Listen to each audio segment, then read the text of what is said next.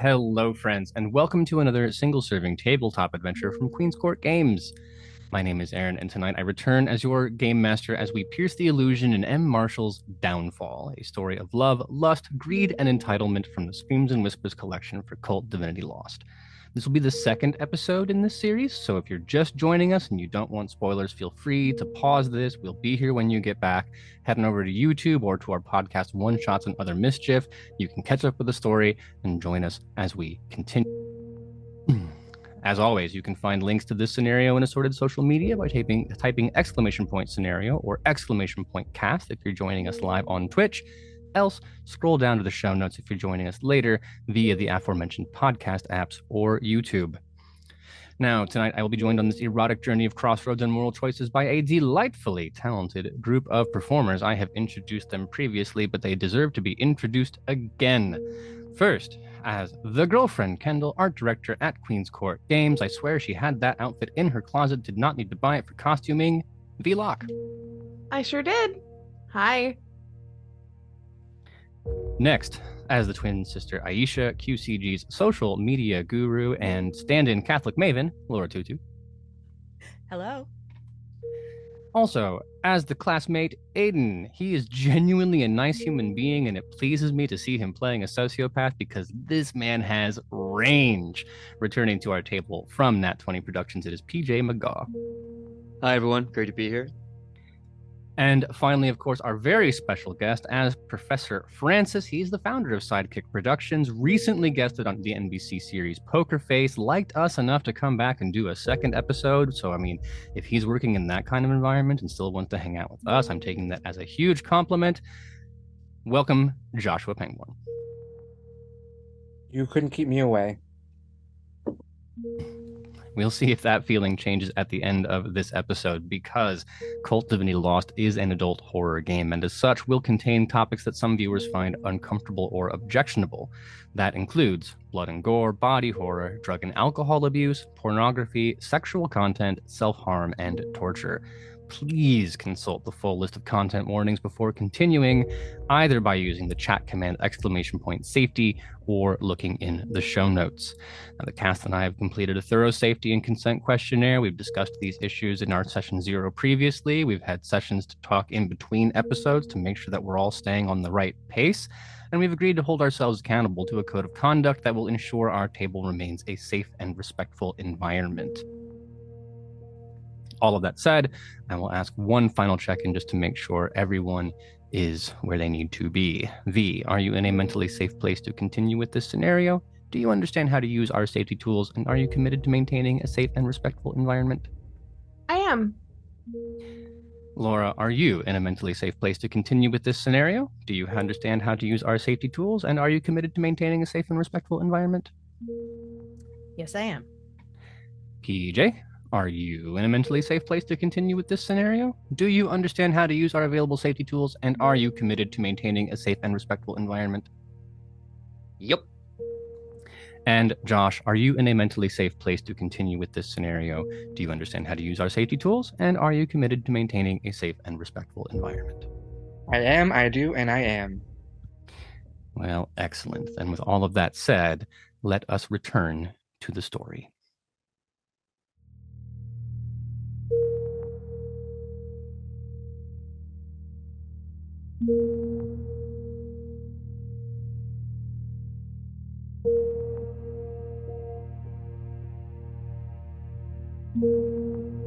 Noah, this work, it's incredible. But the things you've described, the sexuality, the violence, are you okay? The last time we talked, he was twitchy, nervous, picking at his skin. I have no idea where to find him. Trust me, I've tried. Your body is throbbing with base urges your waking mind simply fails to comprehend. Crawling under your skin, there's something inside you. Something that wants to break free. With all of the experiences that I gave for him, that he grew from, that he manifested, those things became in him a new person. I lost my brother once when he moved to New York. I will not lose him again.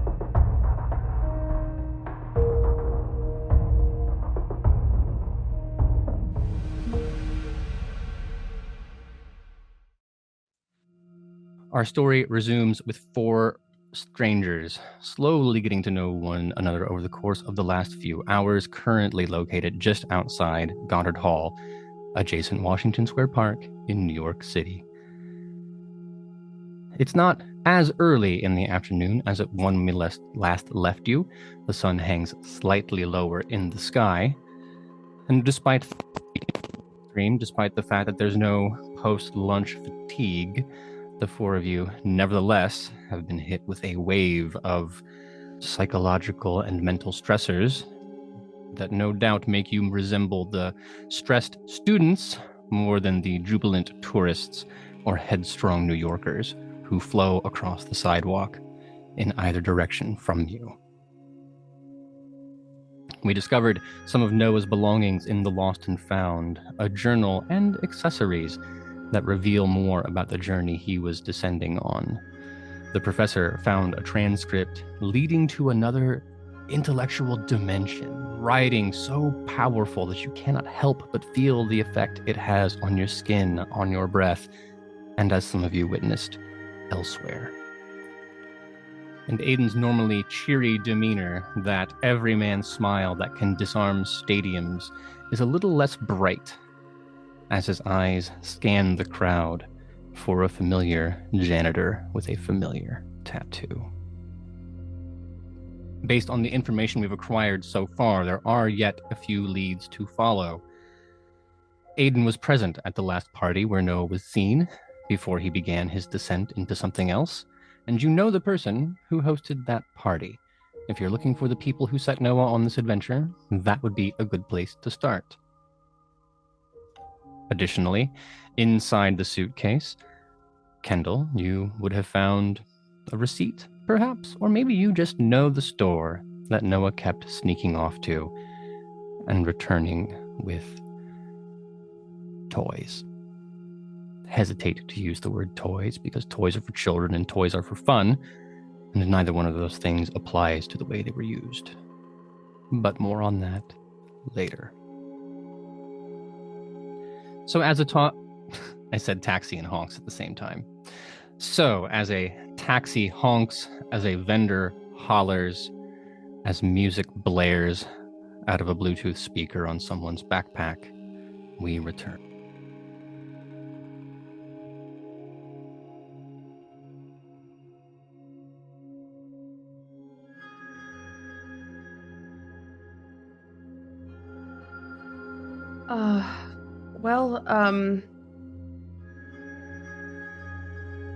I don't know if anybody else has any bright ideas, but can always do a little shopping.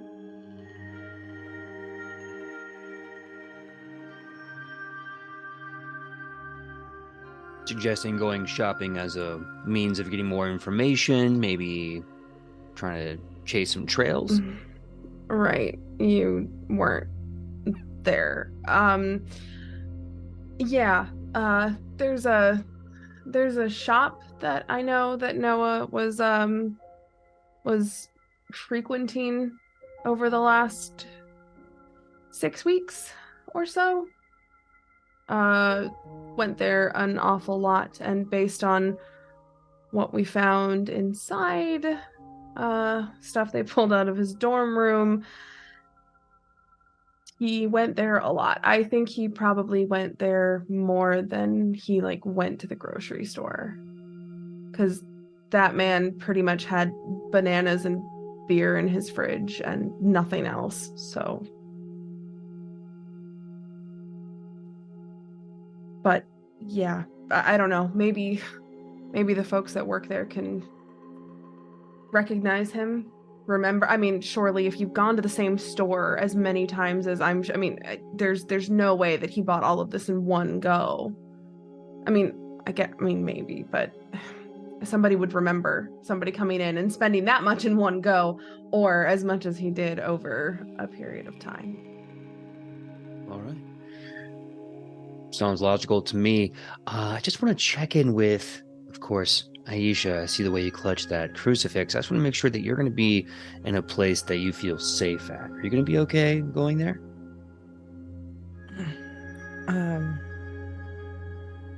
To be perfectly honest, I kind of feel like I'm going to drop. Kendall, do you think you could let me into your place? I think I just need to lay down for a bit. Yeah, of course. No,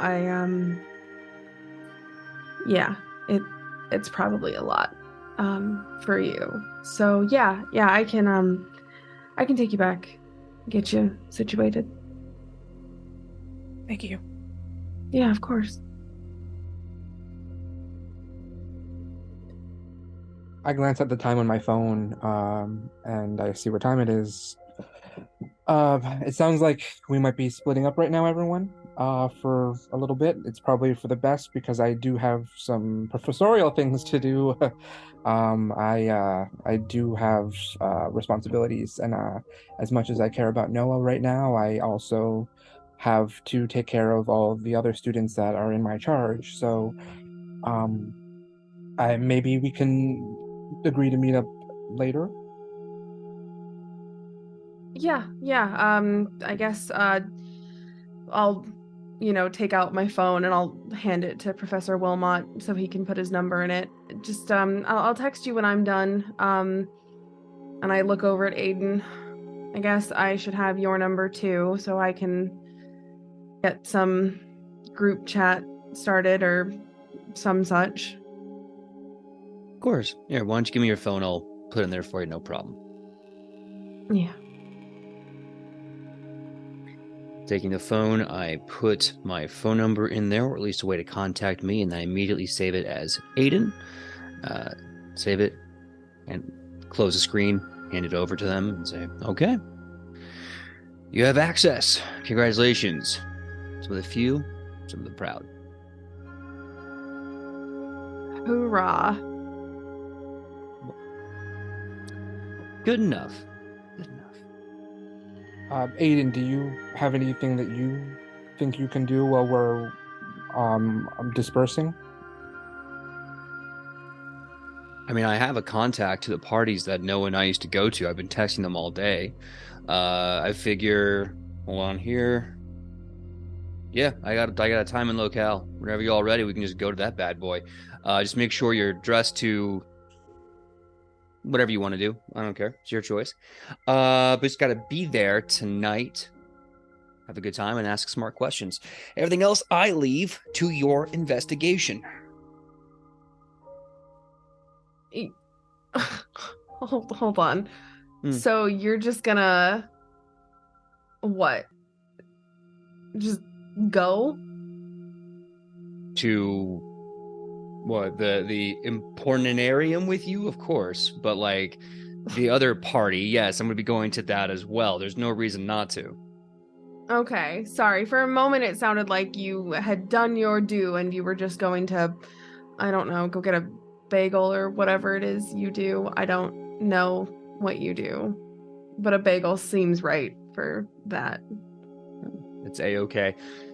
We all can be wrong on occasion. No, trust me. I'm going to be going with you. Two heads are better than one, although I trust your head is probably going to be a lot more astute than mine will be there. But yeah, no, I mean, I've contributed, but I'm still here to help. That makes any sense. Sure.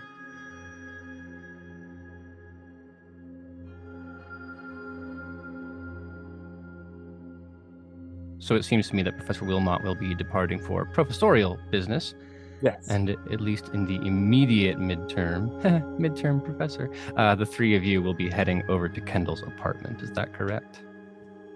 Yes. Yes. Very well. Kendall, is this the kind of place you could walk to from here, or are we taking the subway? Yeah, it had to be close. Wanted to find, I don't go here, but I didn't want to be super far away. So, yeah, we can walk. I mean, we can always catch a cab, I guess, if we really wanted to, but it's only a few blocks. No need for that. The weather's wonderful. Great. Say nothing else. I don't think you have cab money rattling around in your pocket. No, it all goes to pay for the apartment. Mm-hmm. Well, then let us continue on that journey. The day is wonderful, but I imagine if you're a real-life New Yorker who's been there long enough, there is a distinction between the 1990s New York City and then the 2010, 2020s New York City. At least in the popular perception, there is something a lot cleaner and safer about the second one. Amazing things can happen when Rudy Giuliani ships all the homeless people to New Jersey. And Professor, you've been in this park 100 times. You've held class out here when you want to earn some more cool professor points. This neighborhood is not only heavily policed for tourists' sake, but New York University has its own police force that patrols the area. And that makes it strange for the others. Because Kendall, you've been here before. Classmate Aiden, you've been here before. There's never been a time when you've seen something like this happening in an alleyway. Because whatever light chatter, if any, exists, or whatever solitary contemplation exists as you cross past the next street over, the giant arch of Washington Square Park disappearing behind you, chatting to one another, looking across the group, and you see a figure. And I use the word figure because the limbs at first glance don't quite make sense. This is coming from someone who has abnormally long limbs, and they are abnormally longer. He or she or they, it's hard to tell, are hunched up over a dumpster. It's difficult to put a specific word to the act. It has a veneer of something masturbatory, but even if you tried to focus your eyes in that direction on purpose, assuming you would not want to, but even if they glanced, there's something blurry about it. Like in real life, you're trying to catch those few frames of the scrambled channels back in a childhood home. I'd like you all to roll to see through the illusion. Not good at that. Sometimes that's a blessing. Have I walked with them, or am I separated at this point? I would say it's up to you. Is your appointment or your office on the way? It's probably on the way with them, so. Very well. So all four of you are there. So that's 0 for me. You rolled I rolled 2 two minus ones, minus 2. Astounding. Keep that in your pocket. 13 for me. Mm-hmm. Also for me. An 11. Okay, so I have 1 complete and total failure, and then 3 that are in the middle. Well, Kendall, that's actually a bit good news for you. This is revolting and shocking, but not in any different than some of the other worst New York City moments you've seen. You are able to turn your head immediately and just, oh God, and maybe there's a text line that you can send a tip to, like NYU might have one. Yeah, there's somebody doing it over the library. Can you? But while you do that, the other 3 of you are having a different experience. I mean that in a sense that it is different from Kendall, and I mean that in a sense that it is different from one another. Because Aiden, when you look down, I want you to imagine a moment a magician with a bouquet of flowers. And no matter how many times this caped, top-hatted figure pulls out another flower, the bouquet always stays the same size. But he's not gripping a flower, is he? And the number of phalluses that sprout up from this thing's groin as it turns to look at you, making a leering, not sadistic, more smug, proud eye contact. A kind of posture that just says, "Behold me." And then starts to giggle as the culmination of that experience spatters across the dumpster from each of a forest of genitalia. Francis, you see something different. It's a student. Not Noah, but another one. And I think you know exactly which one I'm talking about.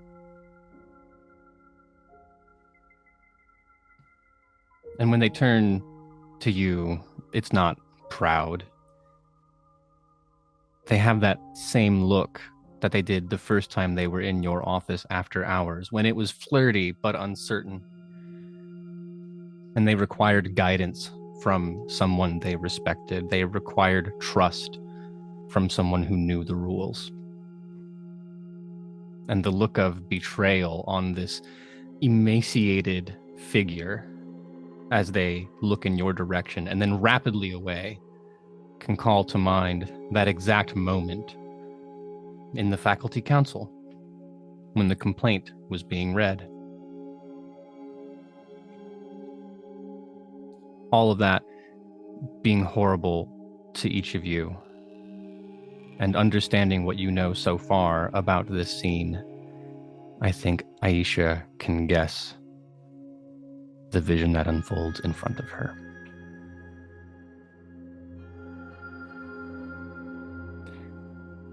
I don't think in your mental state, given the situation you find yourself in, it's only been a few hours since this adventure started. I don't think you can stop yourself from blurting out his name.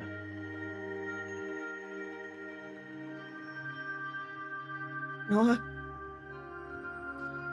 And those first lurching footsteps you take in that direction is enough for the noise to spook this character away. They turn and in again, a transformative, a blur, a bubbling across your eyes like staring through a soap bubble. Something washes away. And each of you now see what Kendall has seen the whole time. Someone down on their luck, unemployed since the pandemic, God knows, having been caught dumpster diving and now skittering out, running away, having been spotted. Aisha, Aiden, Francis, will you lose 1 stability for me?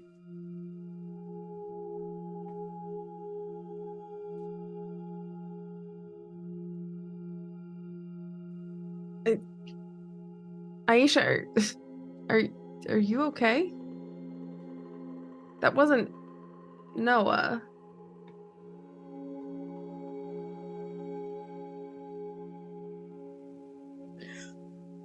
I'm sorry. I'm so sorry.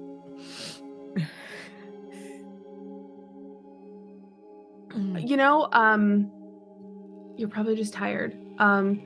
We should get you back so you can take that nap. Yeah. No, I'm exhausted. Yeah. Can I see what's going on with everybody else? I don't think they're doing an especially good job of hiding their reaction. None of them passed the roll such that would be the case. I don't think you're going to be able to discern much between them. They've all seen something disturbing, but absent some kind of magical telepathy power that definitely does not exist in this world, I don't think you'd be able to see why. Okay. As I see everybody looking this way, feeling this way, looking horribly disturbed, I just saw somebody down on their luck. And I look at everybody and I say, what's the big deal, guys? You've never seen somebody hanging around a dumpster? before? Like,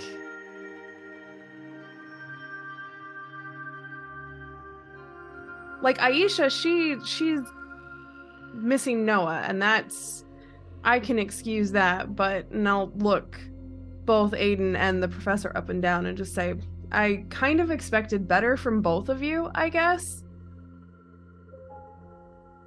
I think to each their own allowed, but that certainly wasn't Noah. Certainly wasn't the transient. You didn't see. You know what? We're just going to call this agree to disagree, and I am not going farther. Okay.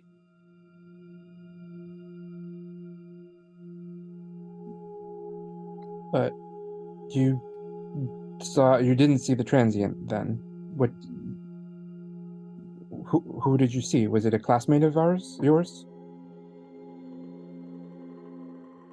What, me? Yes. What I saw? I don't like to be made to look like a fool, so I'm just going to stop right there. I know talking is the easiest way to self-incriminalize. Case in point. So I'm just going to stop right there. Let's just say what I saw, what I thought I saw, is the most absurd thing in the world. And I don't want to bring it back up. It's just too much. What did you see a student? Because if you saw a student, I don't want to shake their hand. But I have a lot of questions for you, Mr. Wilmot, Professor Wilmot. It's clearly just as Kendall said, a transient. That's all it was. It looked vaguely familiar, as all transients do. I think when you live in New York City for long enough, they all just sort of have that same sad look on their face, right? Where they all just sort of blend into one another, all say wearing the same dingy, drab, muted colors. It's clearly all that was, and that's all that I saw, of course. Well, we all know that we're lying to one another. That much is true. But I also think that no one's going to make a scene of it here on the sidewalk. The only thing worse than seeing what you saw would be having a loud and elaborate discussion or argument about it in front of countless passing strangers. Besides, Professor Wilmot, you have somewhere to be. Well, I have to get going. I've, as I said, duties and responsibilities and whatnot. Aiden, please text me the address and time for the event or party, whatever it is we're meeting at, and I will see you all there. And good luck at the store that you're going to. And then I head off on my way. We will give the trio some time to finish the walk and return to you in a moment, fast forwarding 10 or 15 minutes through the day. Professor Wilmot, it's just you and me now. You want to be honest about where we're going? We're going to therapy, because for some reason, the school seems to think I need it. I am of a disagreement there, but I also can't really afford to have my priorities and respect them at this moment. So I have agreed to follow the first of many requirements that they have laid out as part of my rehabilitation. That's what they kept calling it. Well, describe for me this therapist.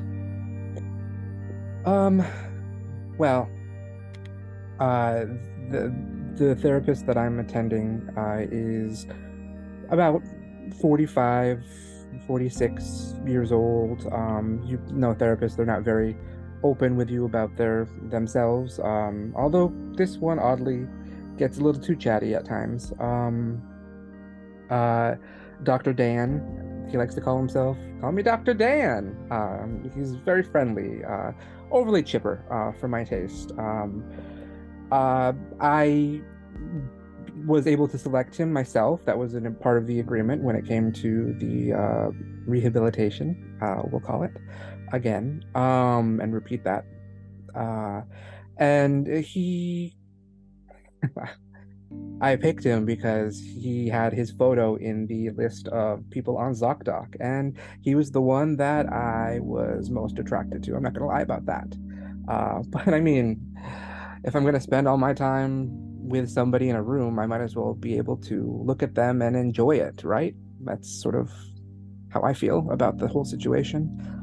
He wears a very nice, snug button-down shirt, and always a snug button-down shirt. He seems to only have snug button-down shirts in his wardrobe, which is another plus on my book. But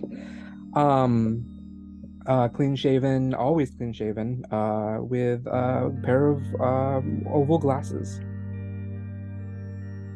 I'm imagining someone closer to dad bod with a little extra. If you think of Winnie the Pooh, but as a human, that's probably who Dr. Dan is.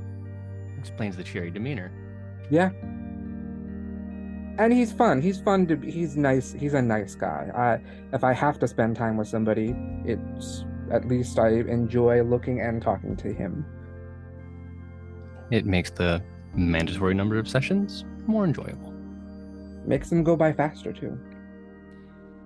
Well, then we arrive in the office building where he keeps his private office. Something like the 13th or 14th floor.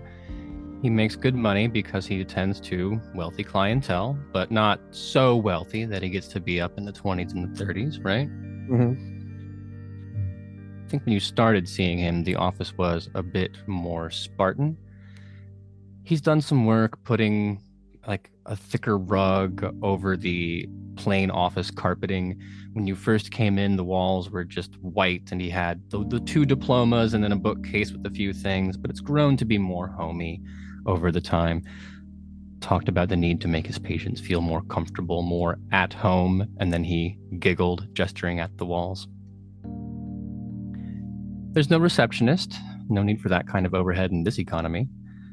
You just know that at a certain time you'll go into the small waiting room outside of his office. There are always 2 chairs. And when your appointment is up, he'll open the door. And so Dr. Dan appears. The door spills open, and this delightful honey bear of a man comes out. Big palm. I'm guessing probably hairier in the hands, right? Kind Not of on the palms, but yeah. Well, of course, because that's a myth.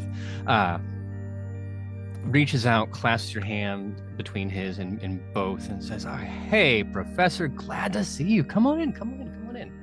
It's good to see you too, Dr. Dan. I hope I'm not late." No, don't worry about it. You know this city." And he's just being his cheery, enthusiastic self as he circles the desk and grabs what you assume is your chart, big legal pad, other papers stuffed under it. And he says, "We're doing the couch today or the chair? You know, dealer's choice."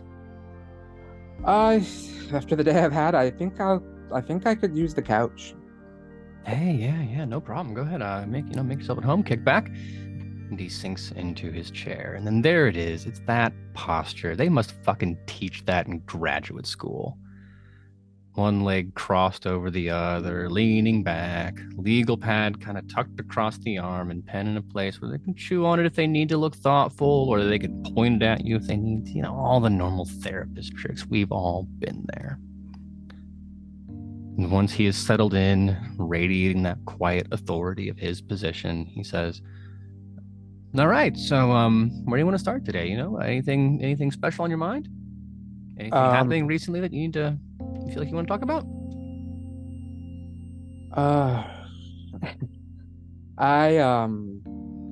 I've been helping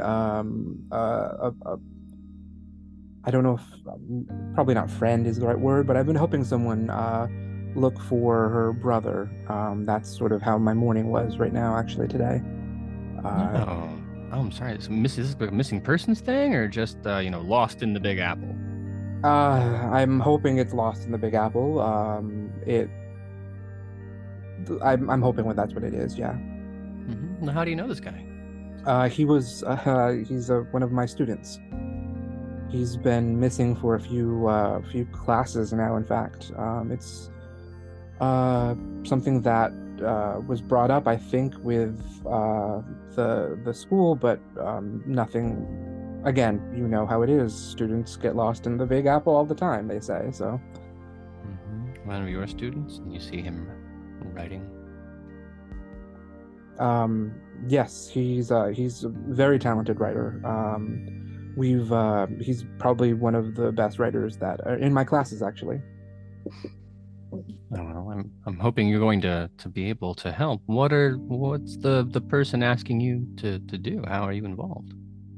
I am probably one of the people who's closest to the student, I think. He was somebody that I met with a great deal after hours. I was doing a lot of tutoring with him because he has so much promise. He is so gifted, Dan.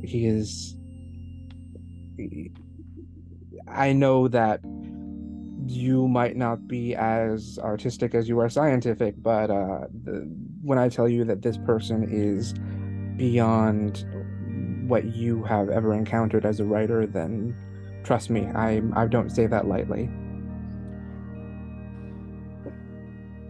I mean, I don't want to take it here, Professor, but I have to ask this question. It's part of why you're here. Is this student, and I'm reminding you that everything you say here is confidential. I'm not going to tell the university anything that you tell me. But is this the kind of relationship that this sounds familiar? It's not like that this time. It's not like that at all. This is just a student who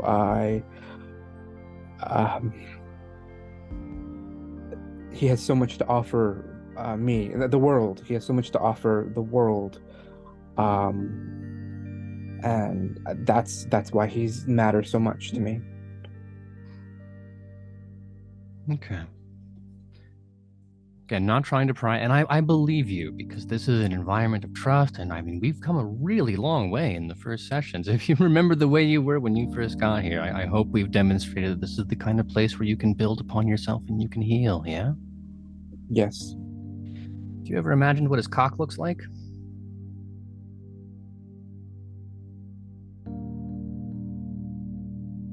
I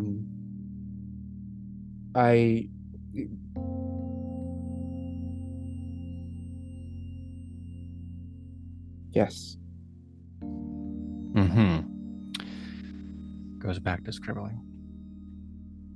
But it's not like that. It's not like what? It's more, it's not like that. I'm sorry, Francis. I asked you what your relationship with the faculty was like. It's my what? Yeah, no, I said it's good that we've been making this progress, and I was hoping it wasn't just confined to this room. Have things been going better with the faculty? I know you talked about feeling isolated from your colleagues. Oh, that hasn't changed much. I mean, they're just not the kind of people that. So many of them grew up in places that they're not like me. They are so privileged, and they come with all of that background from them. I understand. I mean, try getting a job as a New York therapist when you got a degree from Syracuse, right? It's just not fair how they judge me for who I am and what I do, and they didn't have to go through what I did to get to this, where I am at. Do you think that might be why you have the kind of relationships you do with your students? That absent any kind of camaraderie from the faculty, you reach out instead to these young, vulnerable people who trust you and then use the authority of your resume to take advantage of them? I never did anything that wasn't consensual. Well, and thank God for that, or else we'd be having a completely different conversation.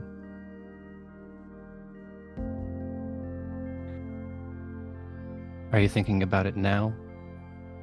And at this point, Dan has put the pen down. He's not holding the legal pad or any of the paperwork, just leaning forward, fingers folded together.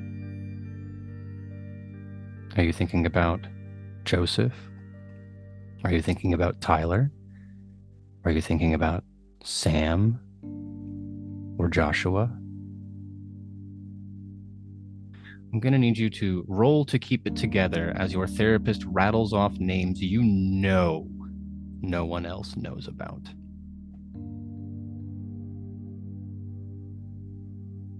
17. Okay, sure. Wow. I don't know who else he's been talking to or who else the inquest made in contact with, but so the shock is there. You're not going to lose any more stability, but it is still a gut punch as these accusations come. And you can see a little bit of surprise creeping up into his lip. I really thought that would have got you.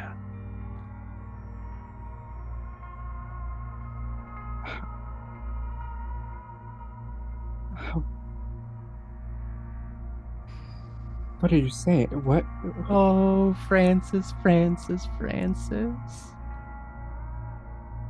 And the room starts to slide open like a takeout box, the walls falling down, and this window that has New York City, it just flies off into the distance. You can see that twinkle, and deep amaranthine, a black purpley blue spires coming up all around you. There's a rumble underneath as the couch bursting up from underneath it. So many hands reaching up from the blackness, taking what you're sitting on, turning it around. Gravity starts to bend for a moment because you're laying on the couch, but then you're vertical and it swings up like a hospital bed, and you find yourself staring face to face with Dan. But Dan's teeth were never that long, and his mouth never curled in that direction, and his eyes were never that yellow. And this long, forked, serpentine tongue comes to lick around his lips as his hands come up to your shoulders, and then his second set of hands come to touch up on the side of your rib cage, and his third set of hands comes to find on your hips. I've missed you.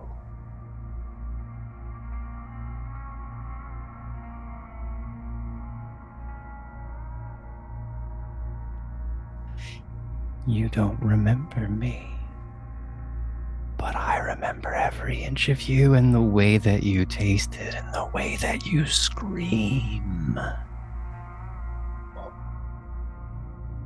Does it help if I do this? And you feel these hands wheeling you around. And he shoves you forward, and where there was no wall before, the gritty, splintering plywood feel of that room, and beneath your feet, that springy, broken mattress.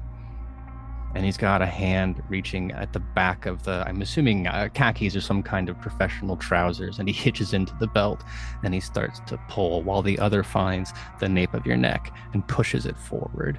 And he says, I think you called me Sweetie? Or had I made you call me sir? It's been so long, Francis. I really don't remember. But I remember the rest.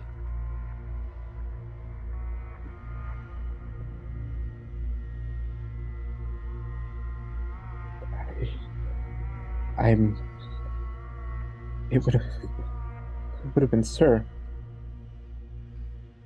You're right. Right. The other one was...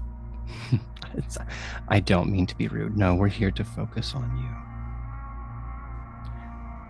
you. No, I have to... Sorry, you're not Noah. Francis, I have to say you've gotten yourself into a fair amount of trouble with this whole Noah situation. I'm here on behalf of a friend to deliver a message. You're not allowed to let them find what they're looking for. It's very important that Noah be left to fulfill the destiny that he has reached out for and grabbed hold of, you understand. Now, I'm not here to threaten you. I would never hurt you. And one hand reaches up to stroke at the side of your cheek, followed by another, as they all come in turn. And I already know what you like, which is why if you cooperate, I'm willing to give you more of it. You like that? Some kind of pleasure, some kind of power. And now the creature steps back and unfolds. You are witnessing the raw, demonic glory of this thing, radiating with a power that makes your heart flutter as you can feel just like electromagnetic energy grabbing hold of your heart and speeding it up. So you name your price. Name your price and fulfill my bargain, and I'll make sure no one ever says no to you again, or I'll make sure that next book ends in the history books. I will make you a god among authors, or I will make you fuck like a king. All you have to do is make sure they don't find what they're looking for.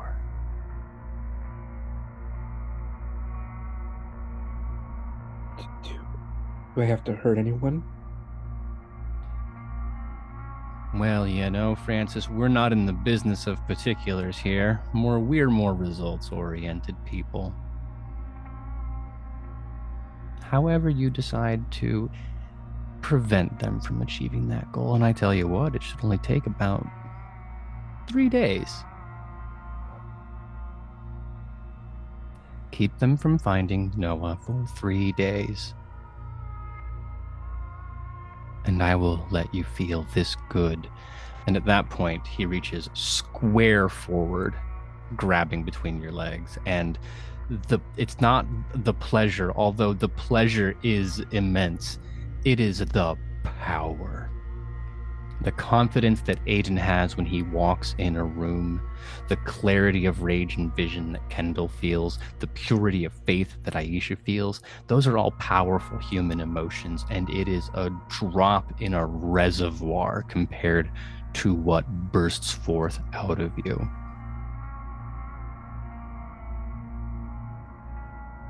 Then you can have this. 3 days, that's it? Only 3 days.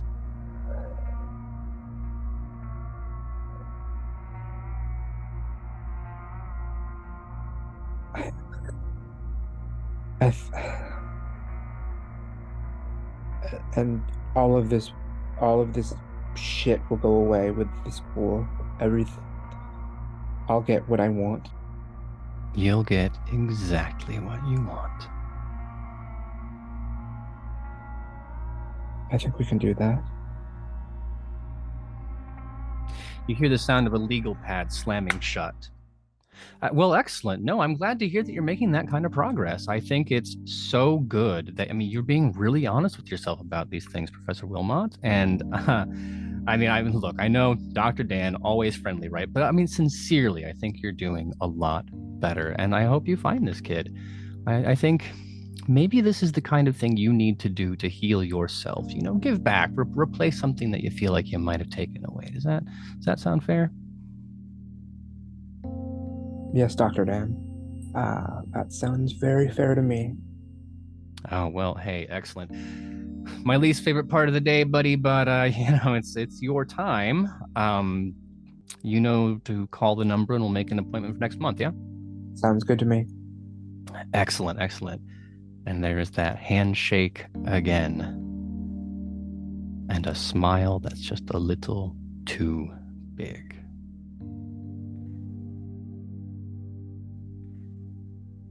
Elsewhere in the city, another pair of hands groping, this time for a set of keys and a door. Kendall, your apartment building is not so fancy as the multi-story commercial enterprise that Francis has visited, but it's still fairly nice. At least as nice as New York can be on your income. I have a lot of memories of Noah here, some good, some bad. Over the last few days, you've shared them with one stranger, Aisha, having to create something resembling a respectful place out of this. And now, another stranger, Aiden. I don't think the two of you have gotten along super well. Does it feel strange? I will go so far as to say, given the kind of person you are, I don't think Aiden is the kind of person you'd invite back to your apartment under other circumstances. No, typically not. Then what's going through your head? There'll be that microsecond of hesitation when you turn the key and there's a flash in your brain like, I could just say no, we could do something else. But you open the door anyway.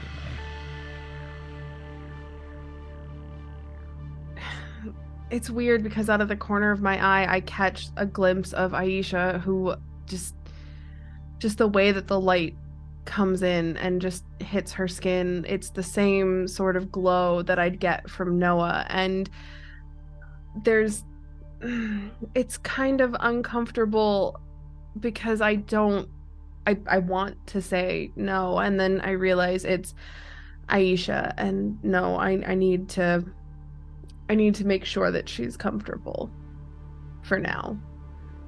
I wish Aiden wasn't here, admittedly, because I can only imagine the kind of things that a man with his amount of money is going to say once we get inside, but here we are. Well, this will be an excellent opportunity. I'm sure Kendall finds this place homey. Aiden, what's wrong with it? What's the first glaring problem? What's the first obvious display of lack of wealth that catches your eye? The telltale sign of any place that's lacking wealth is always in the quality, i.e., the abundance of IKEA and fast furniture. It's quaint, it's cute, but it looks plastic and breakable. But hey, I get it. I was there once. Do what you can to get by. Well, what have you done to get by, Kendall? Fill out the rest of the picture for me. We know we have cheap furniture. What else fills up this tiny space? I'm imagining maybe 450 square feet, right? Yeah, if you open the windows and put your arm outside. Yeah. It's a very, very small space, but you have to get creative when you don't have a lot of room and things cost as much as they do per square foot here. So, the bed is up against the wall, which is not ideal. And, everything is just placed just so. Furniture serves multiple purposes, like the ottoman. You can lift it up and there's blankets and books and things in there. It's a storage ottoman. It's very handy. But there is this really nice bookshelf that I managed to pick up. It was when one of the local bookstores was closing down and they were kind of having like a pay what you want sale. And I was able to talk the guy into giving it to me for like $15 because, I'm there a lot. And it's a really, it's probably the nicest thing in here, and it's beat to hell, but man, it has so much character. And there are fairy lights everywhere because I love that look. And I try and make it feel as homey as possible with what I'm working with. Which is not a lot. No. Well, we know that you, and I believe Aiden has volunteered at this point, have plans at a shop of ill repute. But Aisha, you are being allowed to rest. It's a strange thing to share a bed with Kendall and the people Kendall has shared a bed with. I suppose. I mean, it's either that or the couch. It's got that thing where, like, if you sit down on the wrong spot, the bar kind of really uncomfortable. I suppose Can't imagine what it'd be like to sleep on that. I suppose one has to choose at a certain point between sleeping in the bed where Kendall fucked your brother or long-term neck pain. Yeah. In fairness, I also fucked him on the couch. So pick your poison, really. In that case, the choice is now between neck pain or no neck pain. I suppose that makes it easier. Yeah. I'm gonna make sure that I can, get up and walk around later. So we're gonna go with the lack of neck pain. Kendall, will you do me a favor and roll to observe the situation? Sure thing. That is... Ooh, it's only an 8. If it were me, and I don't mean this to be judgmental, because I understand you have a lot going on in your life, but if it were me, and somebody's missing twin was going to be staying in my apartment for a protracted amount of time, I probably would have worked harder to make sure there were none of his things lying around. Kendall, you did not clean up the extra clothing laying around. So when Aisha proceeds into your bedroom, she knows that hoodie. She's got one that matches. If I recall the story, Noah bought that. Last paycheck that he'd earned in the town you come from. A nice little hokey homey reminder that probably came with a CW ready speech about how the two of you can always be connected.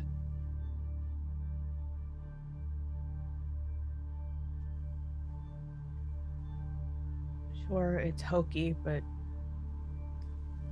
I mean, up until that point, we'd spent our whole lives together in some way or another. It was a big step for both of us. And now she has it.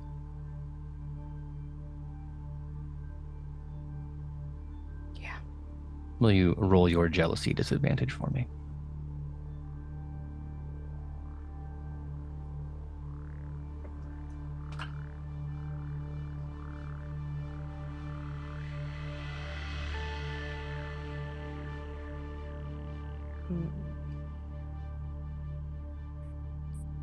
I think that's a 9.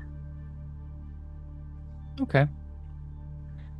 Well, at a certain point, Kendall's going to leave with Aiden, and that's when I'm going to ask you, what do you destroy in this room to get back at her? She's taken something from you. What will you take from her? But you don't have to do that now. Kendall, I'm assuming you are not following Aisha into the room. It's not that big, right? It's a pretty small room. But yeah, I'll call out to her because I definitely think I have an extra blanket around if she needs one. So while she's doing whatever it is that she's doing in the other room, she'll just hear, hey, do you like a bunch of blankets or are you a pretty light sleeper? No, I'll be fine. Thanks, Kendall. Okay. Well, if you need them, check the ottoman. They're right in here.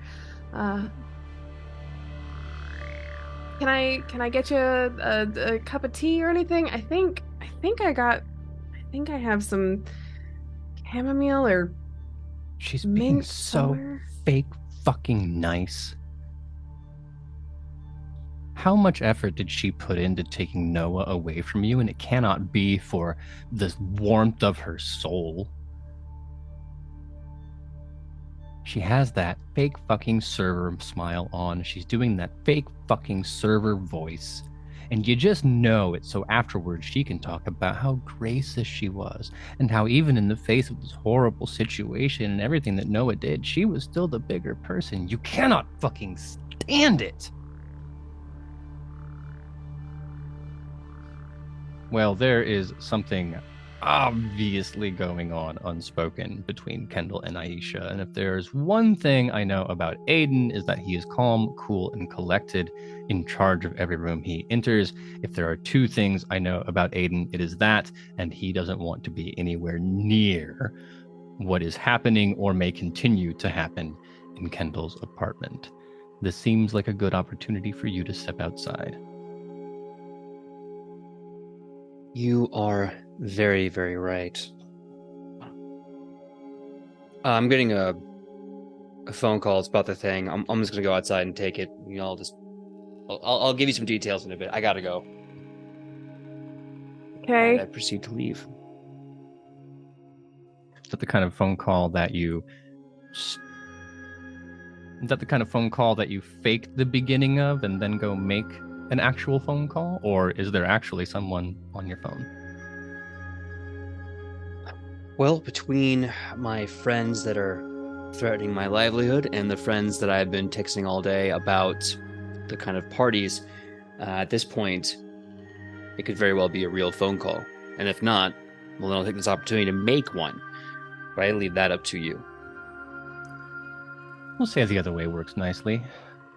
You are making an excuse to leave the room, but now you have the time. You're calling your party contact?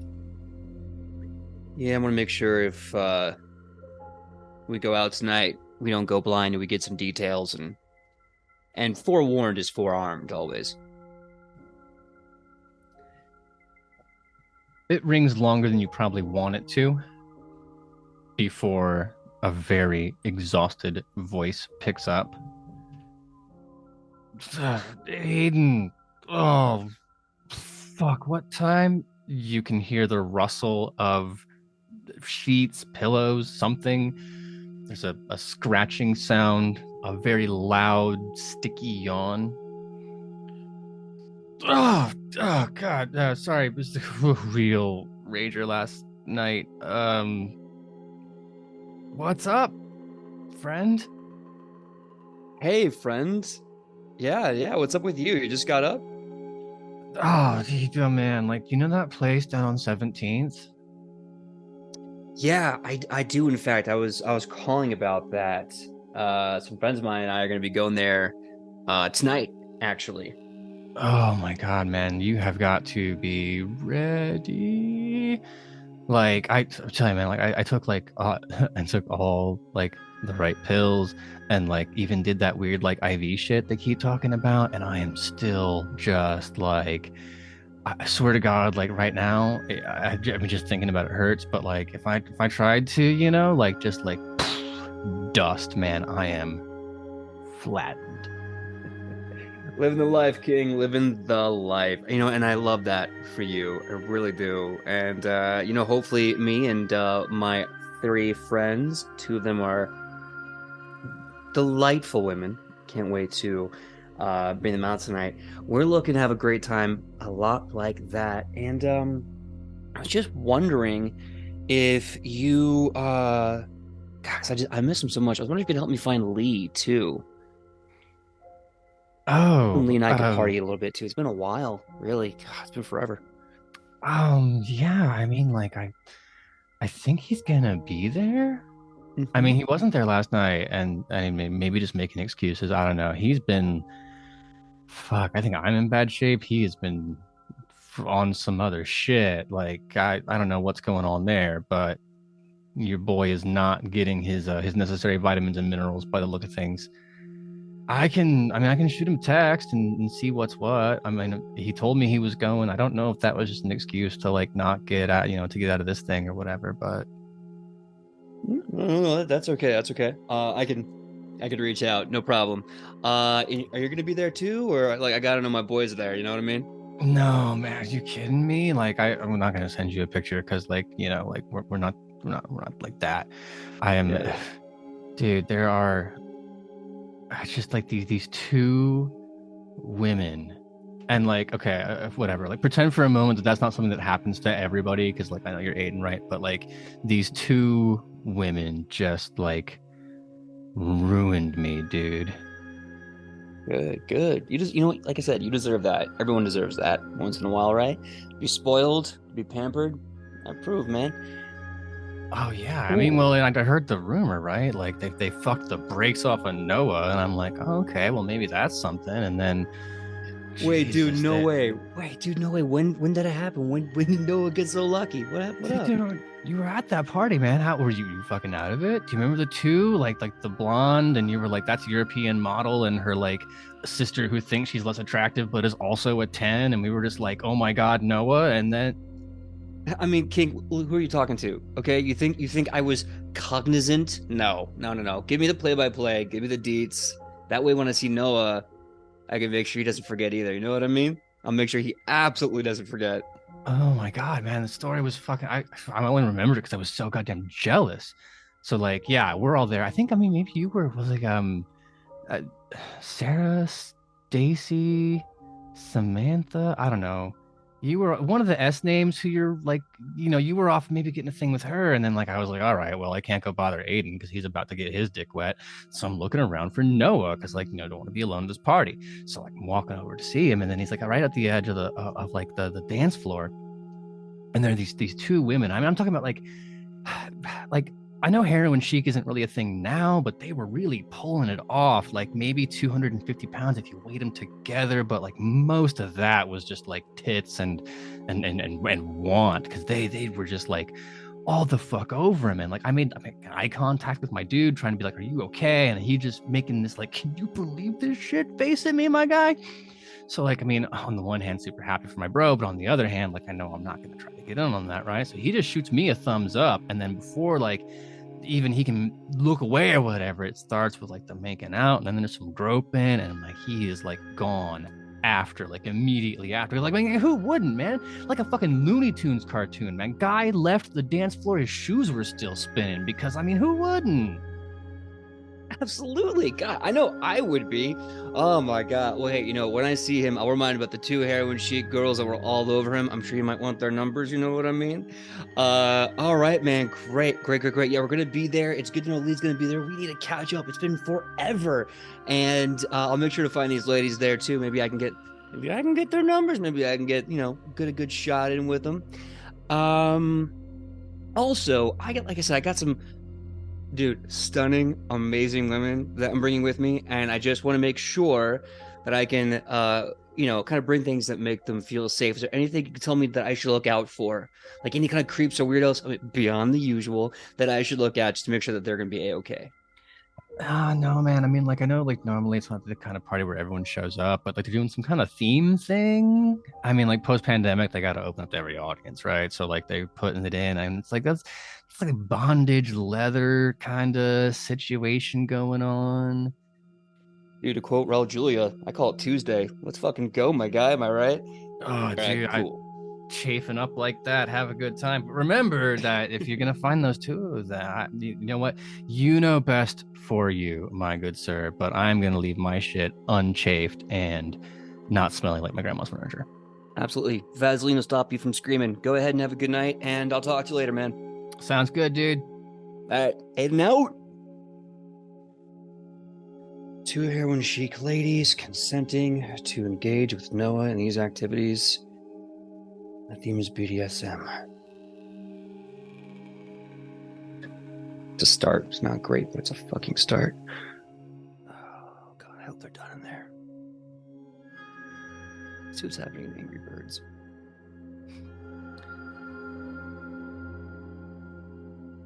Kendall, Aisha, feel like you've wrapped things up?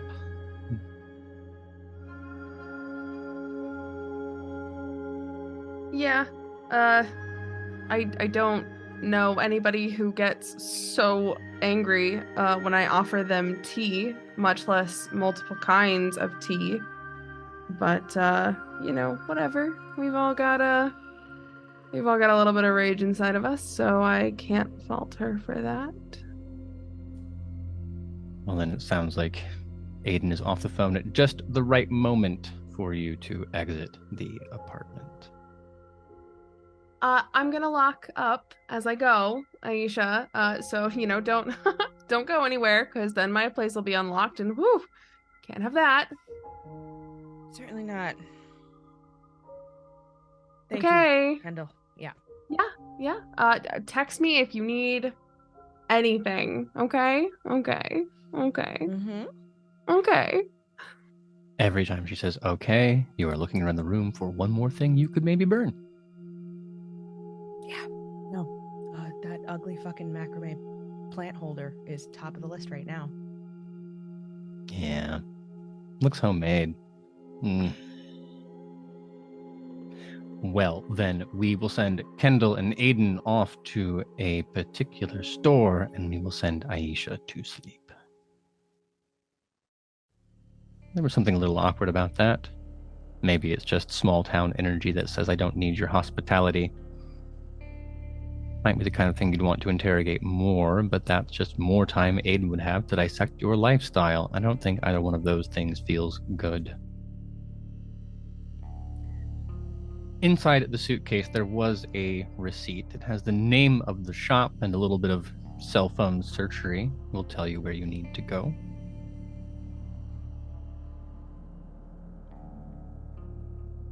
I hope it's close. I mean, I assume it's close. Maybe not, but... I've never been to New York City, but I imagine you're never that far away from a nice little hidden porn store. Great. So we exit, descending back to street level and making our trip. This one does require a subway. There might be a cute little magazine store, something with a couple of cubicles for videos nearby you, but the kind of gear that Noah was buying requires a certain kind of inventory, a boutique, if you will. And after stepping onto the A line, heading north a few stops, peeking out well before you get to Central Park. We're not having to go that far north. There's a little door stuck in between a perfectly normal looking deli and a place that alleges to sell mattresses, but do they? How would they stay in business all this time? What is it about mattress stores? The door has the label, Big John's. It's in faded yellow paint. You imagine one fingernail would be enough to scratch it. There's a window in the door, but it's been blacked out. Looks like a trash bag from this side of the street. Classy.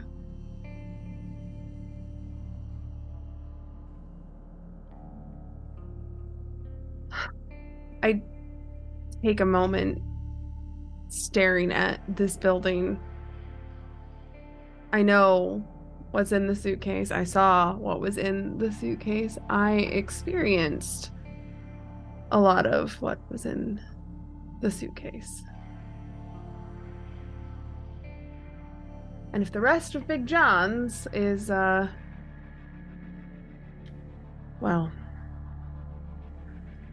I'm not eager to potentially relive certain moments.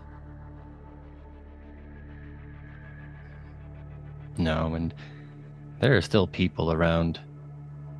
Not sure what kind of deviant needs to go buy these kind of things in the middle of the day, but New York City knows. New York City judges. Kendall, dressed the way you are, they might understand. Aiden, you tend to keep a slightly cleaner cut company.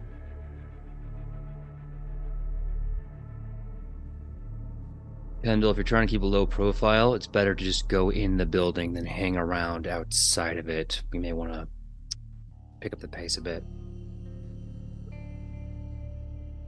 After you, then, Aiden. Fine, don't mind if I do. I open the door, walk right inside, and like someone waiting for someone to follow them, I just gesture.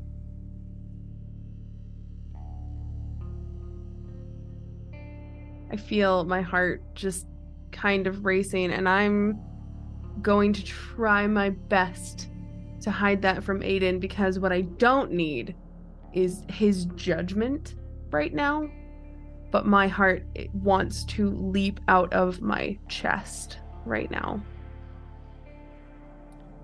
The doorway opens to reveal a staircase. It is dark. The walls, the ceiling, the stairs themselves painted black. There's a series of black lights, long tube fluorescent style, along the ceiling, obviously not installed by code.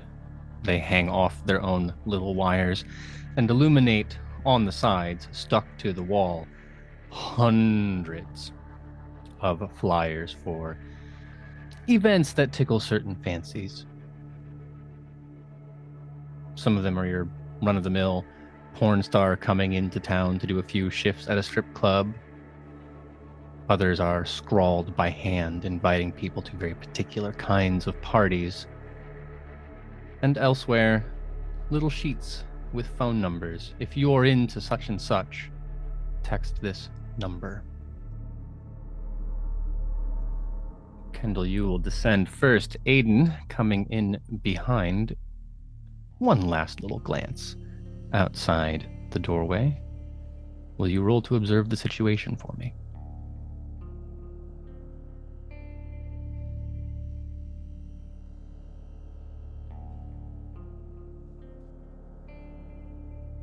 That's a 4. Then you are blissfully unaware of the gentleman with a familiar tattoo, the telephoto lens, pretending to be a tourist, snapping pictures of you as you look gormlessly out into the streets. The two of you proceed down the stairwell. It feels like you've gone further than one story below. Is it that the stairs are steep? Is the building long? There's something unsettling. Perhaps it's just the light. The hallway lurches hard to the left at an L-shaped intersection. It's wide, just wide enough for two people to walk side by side. And set into cages, there are countless TV monitors just stuck one on top of another. You've been to a carnival or a fun house at some point. You know the tunnel where it spins around you and creates that very beautiful optical illusion. It's a similar vibe. The pictures aren't moving, of course, but it's built to disorient you with what is on screen. So much pornography, ranging from tepid to scandalous, amateur, professional, all the different genres that it comes in.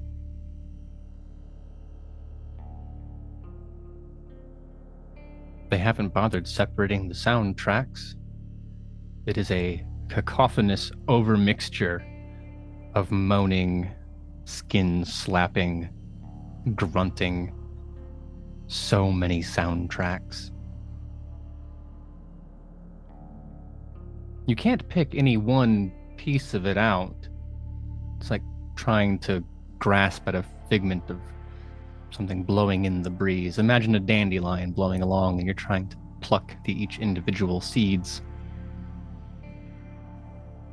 Your choice is to enjoy, we'll say, the soundscape holistically, or have your brain peppered with individual phrases. You're not the pizza boy. Is there any other way that I can pay for this? I don't know, Professor. If I get an F, my parents are gonna kill me. No, it's okay, Kendall. It's just for us. I stop in my tracks. Wait a minute. That sounds genuine. It sounds like there's a real human emotion to that, not some doped out, mile yard, wide stare in the middle distance. No, this is real. And I trace that to where it's coming from with that kind of slow turn of my head. What do I see in that moment? Let me answer that question with a question. Kendall, what was Noah's favorite position?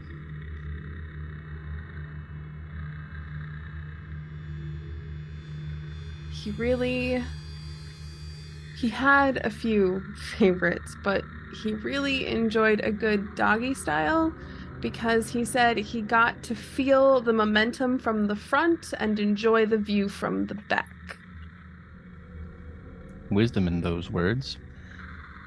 The camera in this case is set on the dresser in front of the bed that you saw not too many moments ago.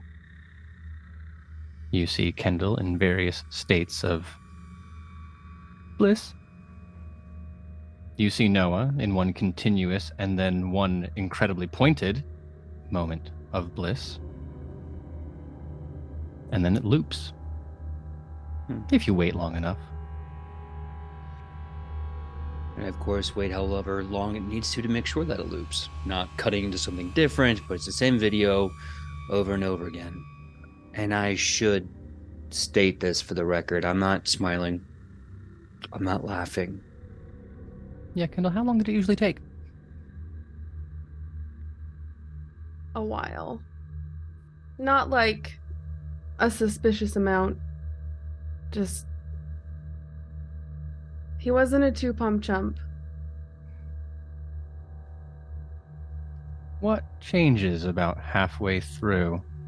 Starts out tame, but around the 6 or 7 minute mark, he introduced something. Wondered if you'd be willing to try it.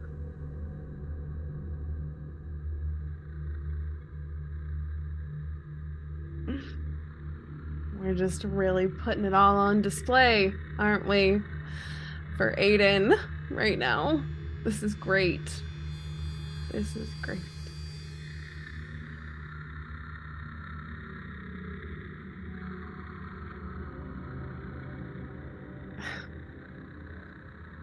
It's I wish I embarrassing. could- You can just tell me.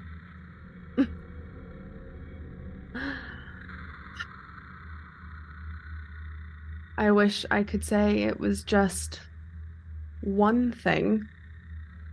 There are many little things that get introduced, but the one new thing was this pretty little hook with a rounded ball on the end. And it has a little loop on the other end that you can attach ropes to, for example. I'm not explicitly familiar with how this device works, but Aiden, if you'd like an instructional video, there is one playing on the screen. I'm learning a lot, actually. And I'm ingesting a lot. Which is why I'm not smiling. I'm not making a judgment. Nothing. I'm storing data and information. The movie... Oh, sorry, go ahead. As I turn slowly to look at Kendall, I just say, I am so sorry. This must be humiliating for you. Aiden, I'm gonna need you to act like your hairline and take a few steps back right now, motherfucker. And I'm gonna walk up and I'm gonna try and rip the TV off the wall, or if it's behind glass, break the glass. I need to get at that TV to stop it from playing right now. Well, aside from the aside from the legal complications of property destruction, it's in a cage. This is theft-proof New York City. It's not even thin bars, like rebar, but in little inch grid over all of this. Besides, you would be here forever because as the first one finishes looping, a second one pops up. This one's faster. It was just part of, let's call it, his masterpiece climax collection. And then that one stops. It continues to loop. 2 more. And then doubling across all these different screens, the whole Kendall experience. You thought there were a lot of Land Before Time movies? Gonna need a whole new DVD shelf for this collection. They begin tame enough. They get worse.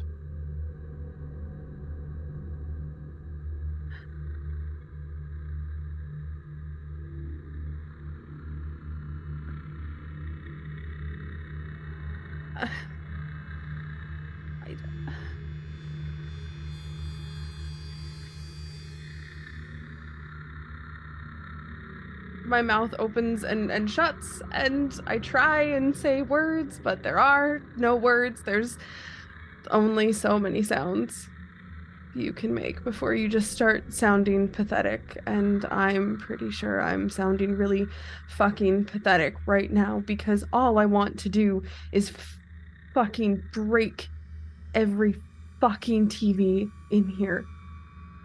No, I believe you. So Aiden is watching as these TVs blink on with an apparently infinite amount of homemade pornography, and Kendall is in a fit of rage, banging, grabbing, clawing at the cages. Kendall, may I approach you? In what universe do you think that this is an acceptable question to ask me right now, Aiden? Are you fucking stupid? I understand. That's why I'm asking you. You're upset, and that's fine. Yeah, no fucking shit, I'm upset, Aiden. Yeah. Listen. You fucking see this shit, don't you? You fucking see this shit? You see what this fucking asshole did? I do. And you know what I see? I see someone who deserves your wrath, but we cannot give that to them. We cannot give that to him until we find him. If I find him and he's not dead, he will be. Because this shit, this shit's it was inexcusable. Yeah, no fucking shit. And he never would have done this if he hadn't met you. Regardless, it doesn't matter whose fault it is. What matters is whose responsibility it was. It was his responsibility to keep these. And he failed you on that. Big fucking time. And what we can do about this is talk to the proprietor. Figure out what we need to figure out. And then we find Noah. When you find Noah, then those will be comeuppances that he has earned. But we cannot do that if we waste our energy rallying against Gates. Remember this day. Hold on to it, because I guarantee you, it's going to be a gift for later. We need to get there.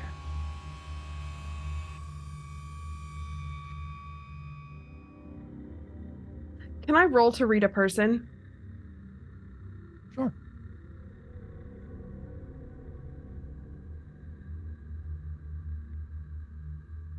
$14. Okay. I'm assuming you are reading our mutual friend here. Yes. Okay. On a 14, you may ask one of the following questions. Are you lying? How do you feel right now? What are you about to do? What do you wish I would do? Or how can I get you to something? Are you lying? specifically looking for whether or not he's bullshitting me right now. If he's just trying to say things or if this is genuinely a thing that he feels. I genuinely feel that your wrath is valid and that there is a time and a place for it.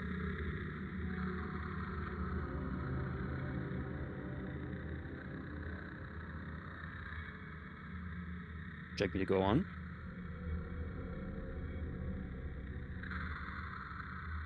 Ugh. I turn and I just punch the wall, which is going to hurt, and it's fine. I don't care. Well, take a wound. That's not going to feel great. I do not think you are punching it in a dainty way. I think this is the fist through the wall kind of energy, yeah? Oh, 100%. Absolutely. Ugly knuckles. That might scar.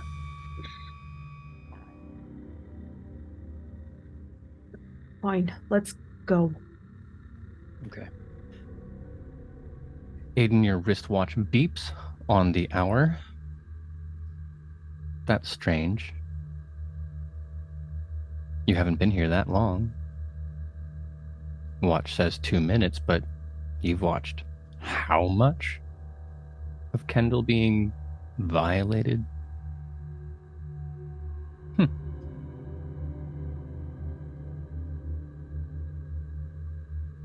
Kendall,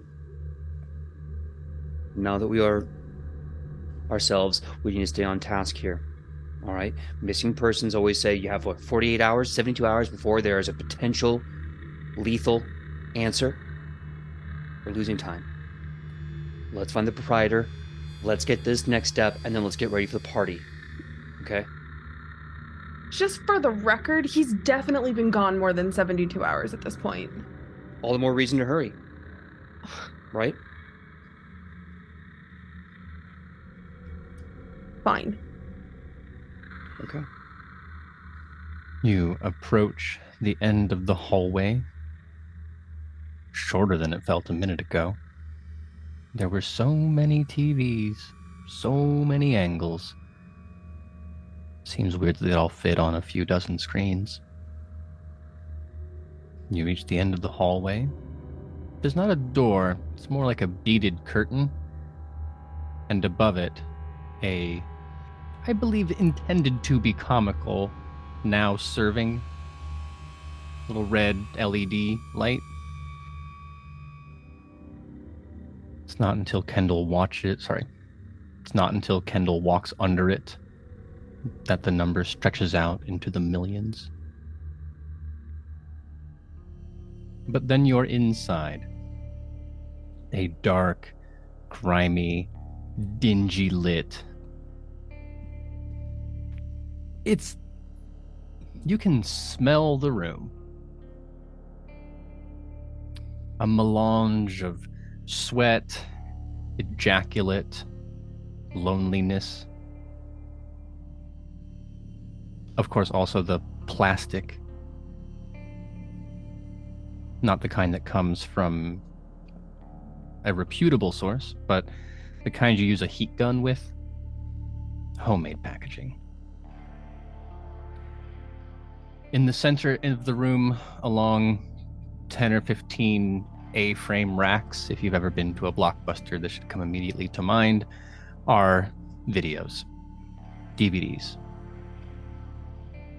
On the walls around, a bit looking like a perverted medieval armory, are various implements, accoutrements, ranging from baby's first bondage steps to something several feet long and double-fisted. Behind the counter, septuagenarian man, sagging skin over very narrow features. When he smiles, there's something immeasurably crooked about it. The nose slightly turned up. Even from a distance, you can tell it's not someone you want to get too close to.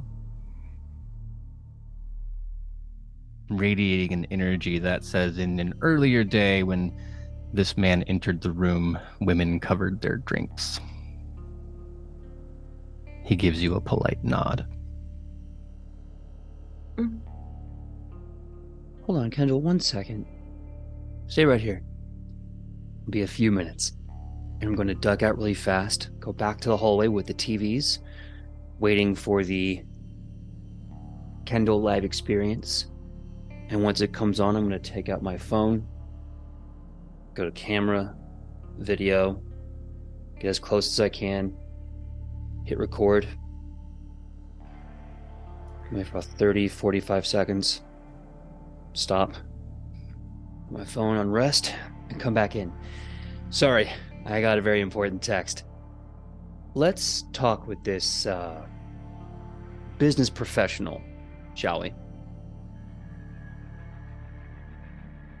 you want to start? Should I? Want to play good cop, bad cop?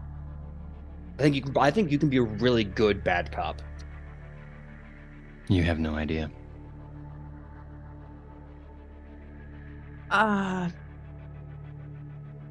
Yeah.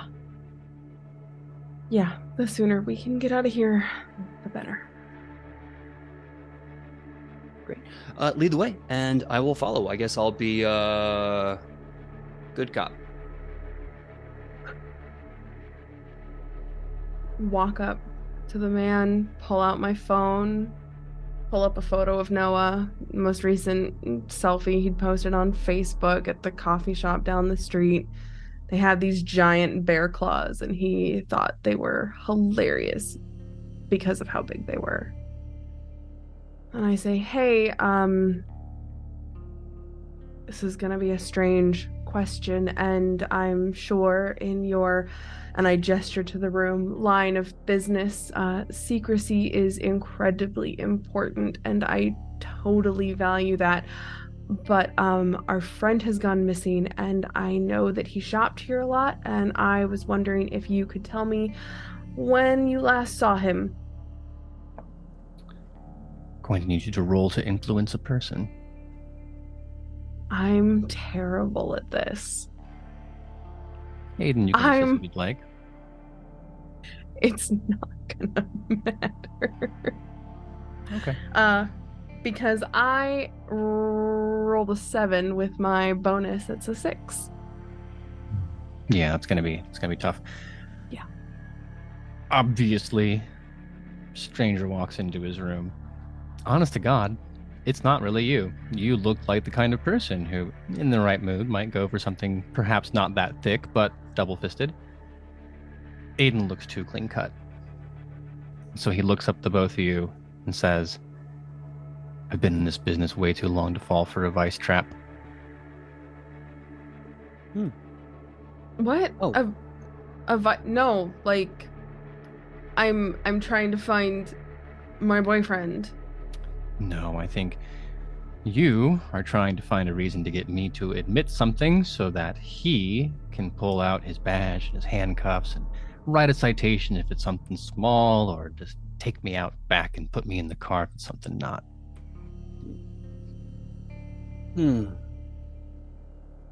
Well, since we're talking about putting cards on the table, hi. My name is Aiden. I'm a student at a local university. If you'd like to see my student ID, hey, I get it. We all have to prove who we are these days. Here, I'm going to take out this ID. Does this ID look familiar to you? Does it, sir? He squints at it without getting any closer. Okay, so it looks like a student ID, right? Okay. Put back my wallet, put it in there. All right. Now, so I don't look familiar. Does she look familiar to you, sir? I point to Kendall. Does she look familiar to you? Seen lots of girls come in like that, normally on the screens outside. Well, see, it's funny you mention that, because you have seen her before. I show my phone the video for 45 seconds. Not only have you seen her, but I know for a fact that she did not consent for you to see her.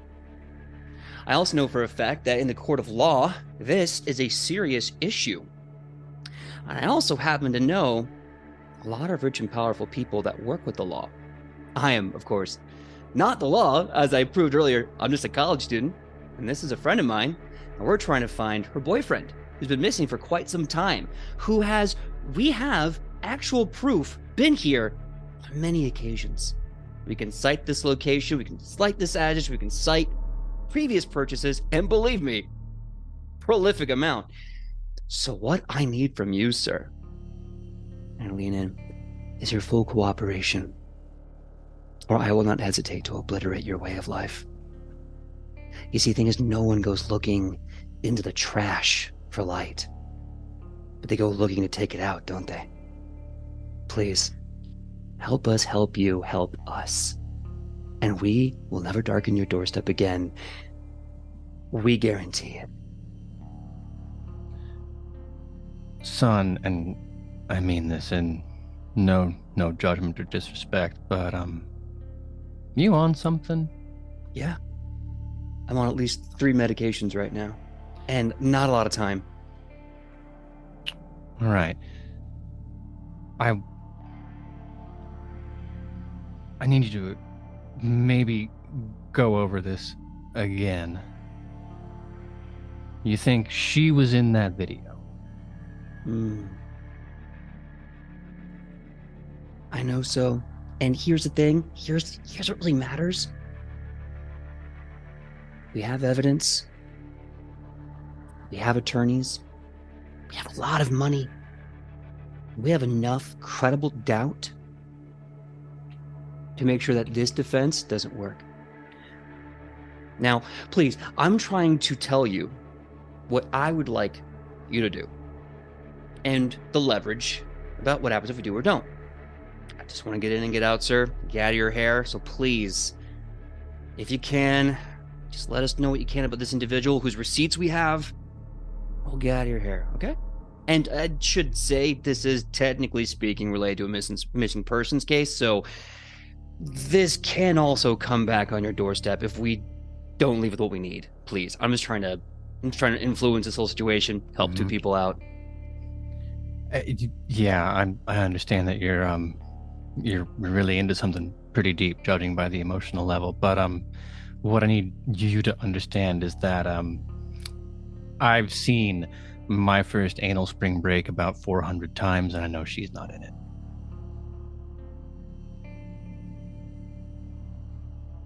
Yeah, that's not what we were watching. Pull your phone out, kid. What? Push That's the right play there. button. It's a charming scene of someone who alleges to be 18, but in no universe is convincing in that fact. There's a delightful, cheery marimba tune playing in the background as she pulls up her shirt and says, "I never do this," and then puts it back down. And then it cuts forward to her demonstrating evidence that, oh, no, she does this quite a lot, judging by how easily certain things lock together. Can you both roll to keep it together for me?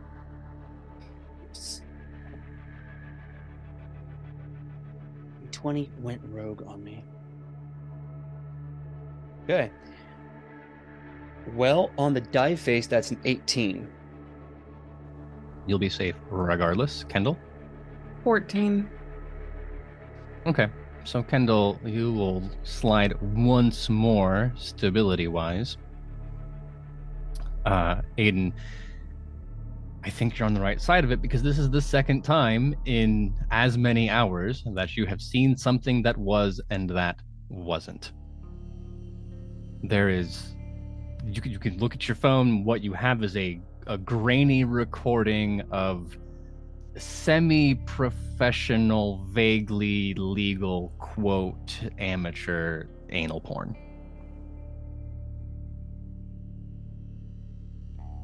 Take a second, bring the phone, I put it next to Kendall's face.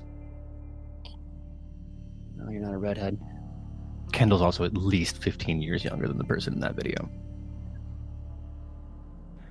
The proprietor puts his hands down flat on the desk. Okay, so there's obviously something pretty weird going on here, and I'm not usually the kind of guy who asks questions, but I I'm also the kind of guy who, whatever you two are into, doesn't want to come back to my store. So how's about this? Whatever weird role-playing thing that you're doing, or whatever enhanced experience that you're trying to get, I can just forget all about that, and then if you show me the receipt, I can tell you, I don't know, I'll say you're making a return. Well, sir, I'd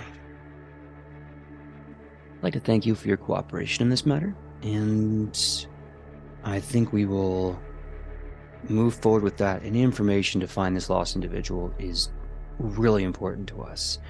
Kendall, could you please go ahead and show him the receipt? Yeah. I reach into my bag, pull out the receipt, and I just like swat at Aiden's phone to knock it on the floor as I hand it to him. I wouldn't knock on the floor. If that thing touches the floor, Aiden's going to leave it there. He knows what's down there.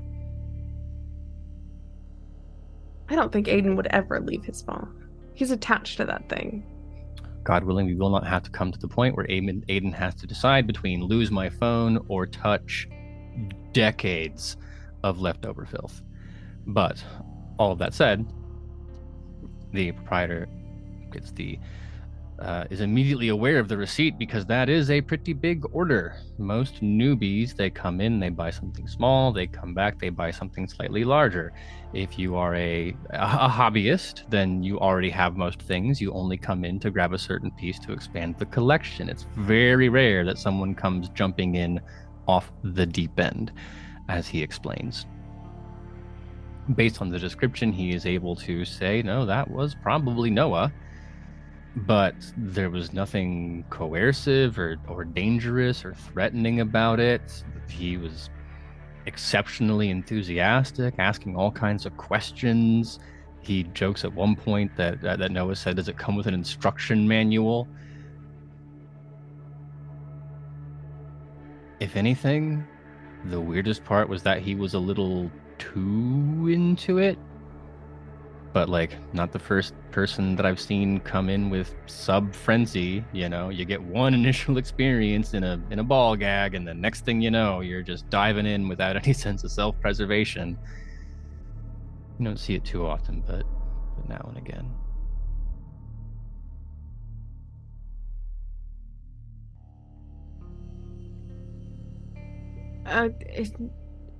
Was he in here after the last time he bought anything, just to look around or to ask questions or anything? I don't think so. I mean, I'm the only one who works here. We don't keep great hours. I feel like I would have seen that face coming again. Besides, based on that receipt, I think he's going to be set for a good long while. Yeah, well, returning to the part where he's missing, so... Look, I'm sorry I couldn't be more help, but best I can tell, your missing friend just got really into some hard shit.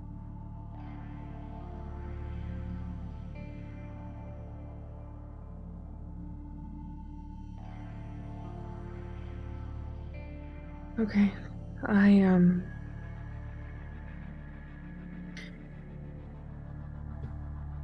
need a minute. I'm just gonna go outside, I think.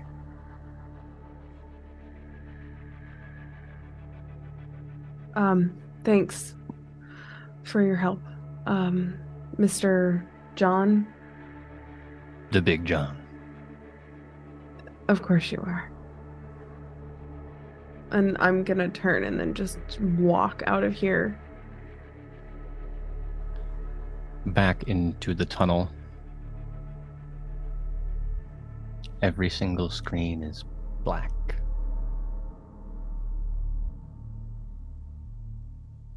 It's dark.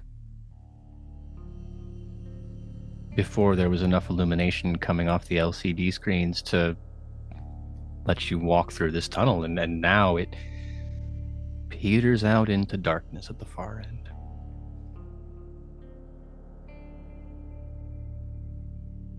pull out my phone, turn on the flashlight just in case. Start walking down the hall, happy that the TVs are off.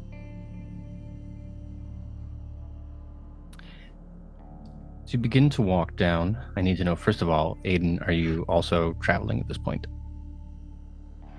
Yes. Shortly after Kendall would leave, I would give a very frustrated, angry, judging stare at Big John and then follow Kendall out.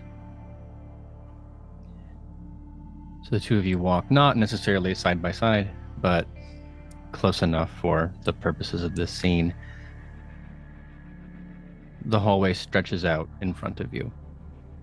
So many screens, and they're off until you walk up to the first one.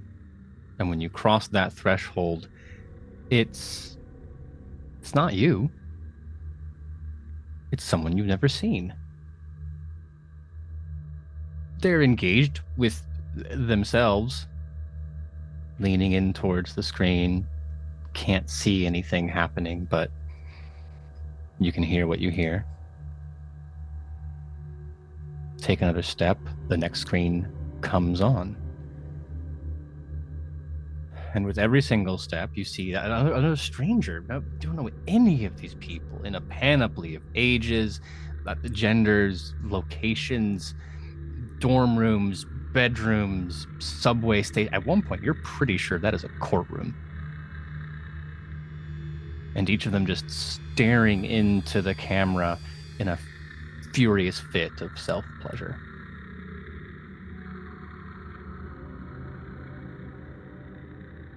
Aiden, from your perspective, you can see that it's only the TVs that Kendall is between.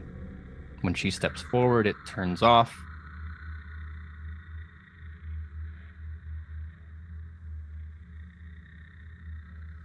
Hey, Kendall, stop moving for a second if you could.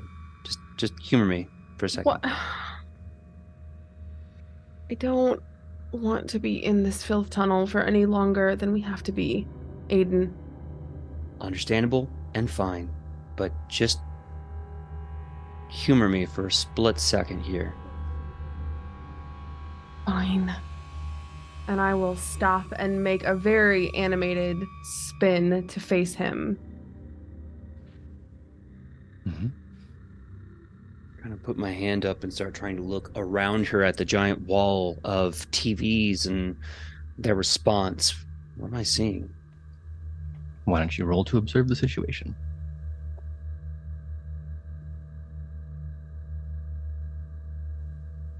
That is it's a 6.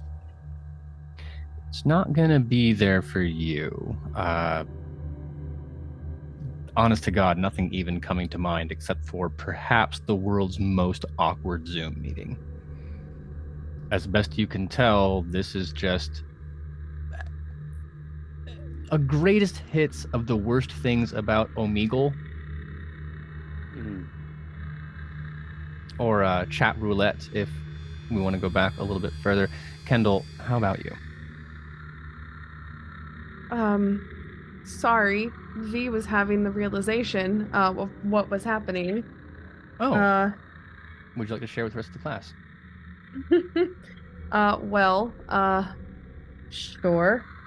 That's also a 17, so I think Kendall also gets it. Then Aiden is looking around, making no connection with anything whatsoever. And then you say,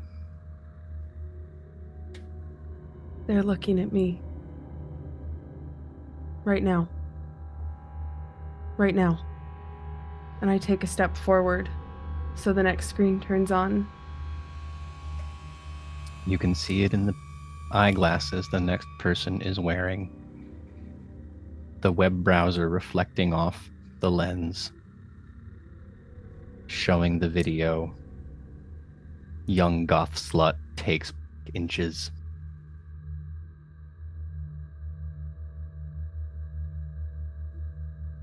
It is a combination of shame a little bit and rage a lot of it, because This was never supposed to go out.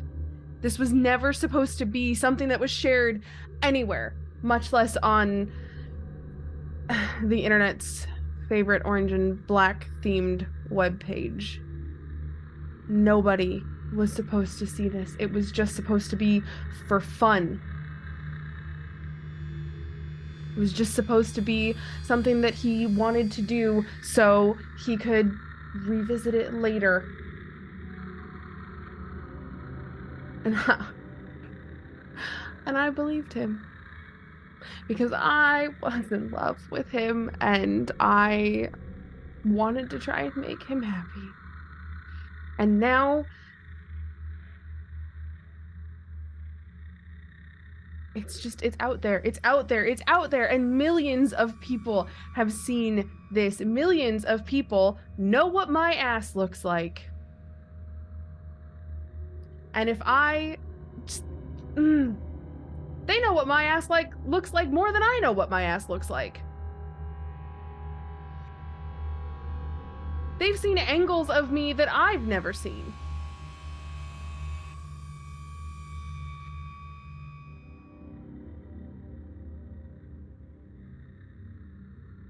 And I still don't know why he did it. He never gave me a good answer. At least not one that I was willing to accept.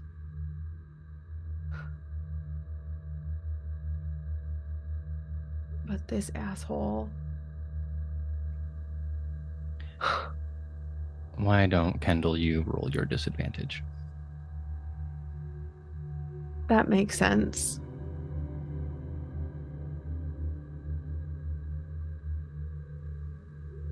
$16. You're under control. Weirdly. The rage that is inside of you, you can keep nice and packaged away where Aiden is none the wiser. He understands that you're angry. He doesn't understand how angry. He understands you want to find Noah. He doesn't need to know why. No.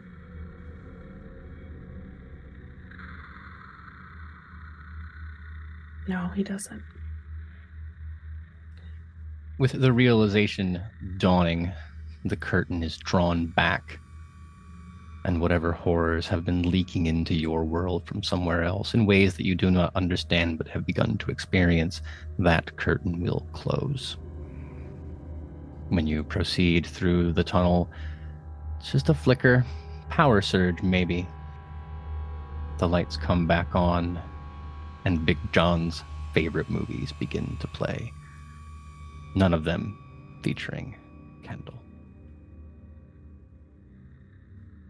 You've never thought that New York City street air smells sweet, but there is something nice and refreshing about not being in the claustrophobic shame fugue of Big John's.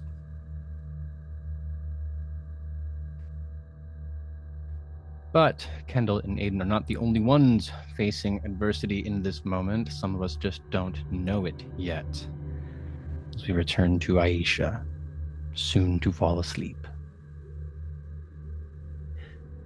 Aisha, it has been exhausting, and no amount of rage adrenaline bubbling up from your interactions with Kendall is going to be able to overpower your body's sudden clamoring for rest. We've all been there when you're operating on pure physical momentum. Then the second you stop moving to sit down in front of the television, or you crawl into bed with your Kindle, whatever it happens to be, then everything just comes to a screeching halt. Your eyes and your limbs feel so heavy. I know that you are a religious woman. It's one of the things that distinguished you from your brother. One of the few things that distinguished you from your brother.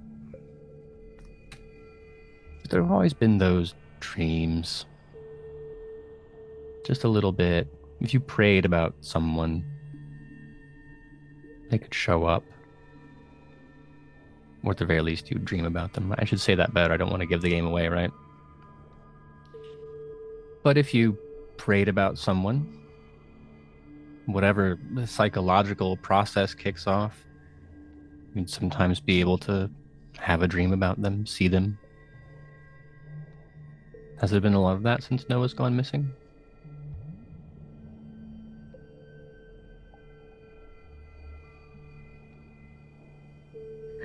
I mean,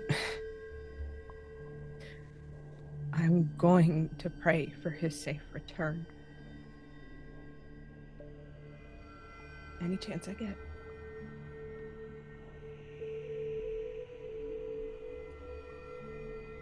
Who knows if the universe is listening? They say God works in mysterious ways.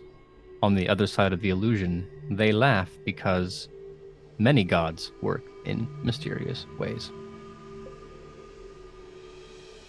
I don't know that you understand the power that you have. You can attribute to faith, which is something quite literally divine, not from the skies above, but from inside you. Will you roll your dreamer advantage for me?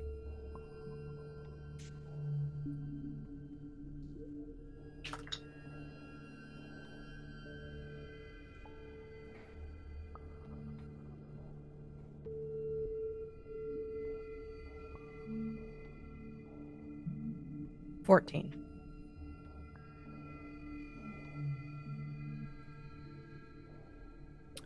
For me, did you add your plus soul bonus to that? I did. Cool.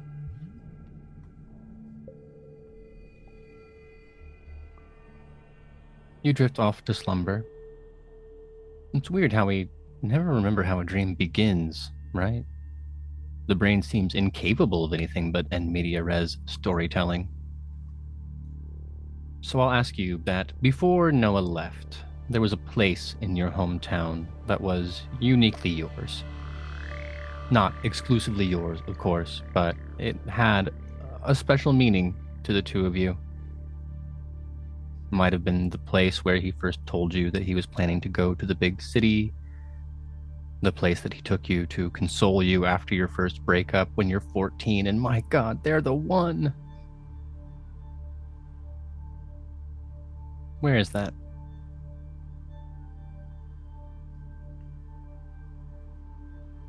There's a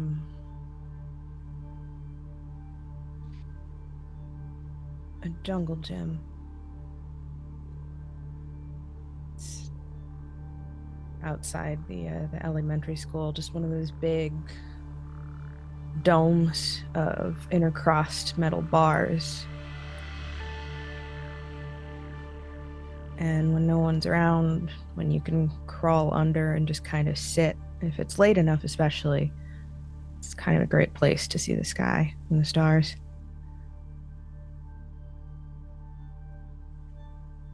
The night sky does look beautiful. You can smell that gentle autumn scent rolling across the crisp breeze that always made marching band practice a little too chilly in the mornings. There's that creaking sound of the swing set every time the wind comes along, blowing those little rubber seats around. That is where you used to sit. That is where you're sitting now.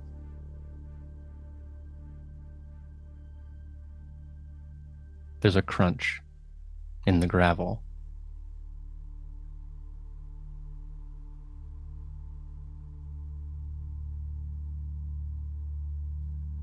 Where's it coming from? Behind you, maybe 10 or 15 feet away. Well, I'll stand up and look because more often than not, I'll be able to see Noah. In a matter of speaking. The thing about footsteps is they have a particular rhythm to them, right? You hear left foot and then right foot. If you're really familiar with someone, you can hear the specific punctuation of their gait. But what you hear and what you see soon after is not the quiet stroll of a handsome and talented young man.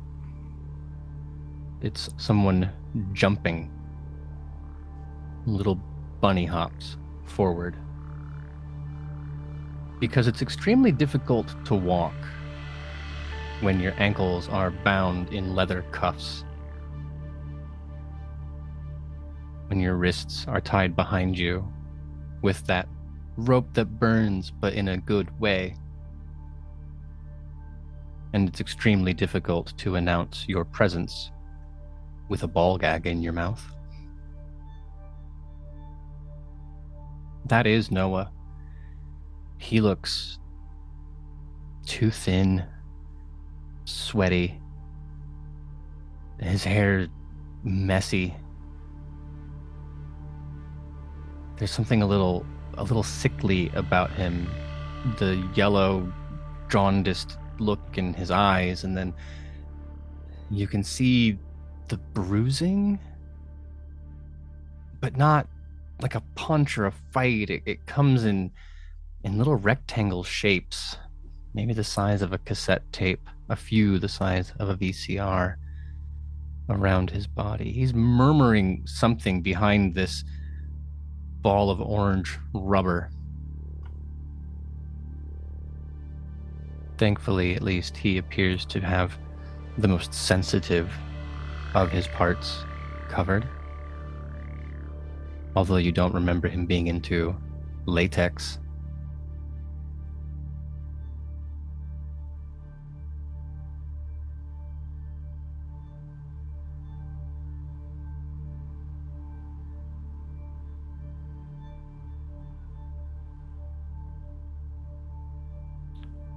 You're muted.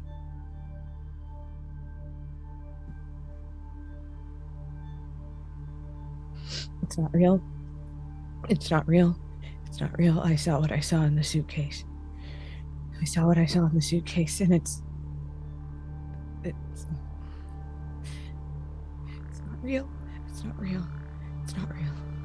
How could it not be real? Sickly as they are, you know those eyes. If for no other reason than because they are perfect mirrors of your own. The same gold-flecked brown.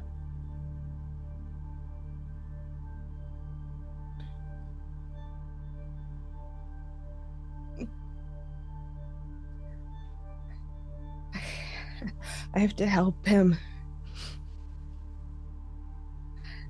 I have to. I don't know if I quite have control of my body as I try to clamber my way out of the jungle gym and try to unbind his wrists. Begs the question, do you have the key?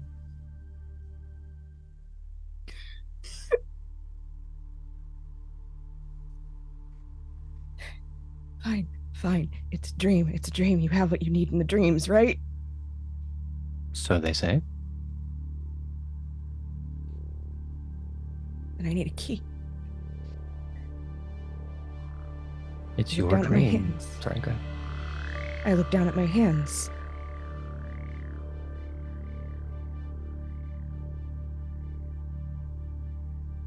And I look down at my hands and I see a small silver key. The kind you'd use to open your luggage.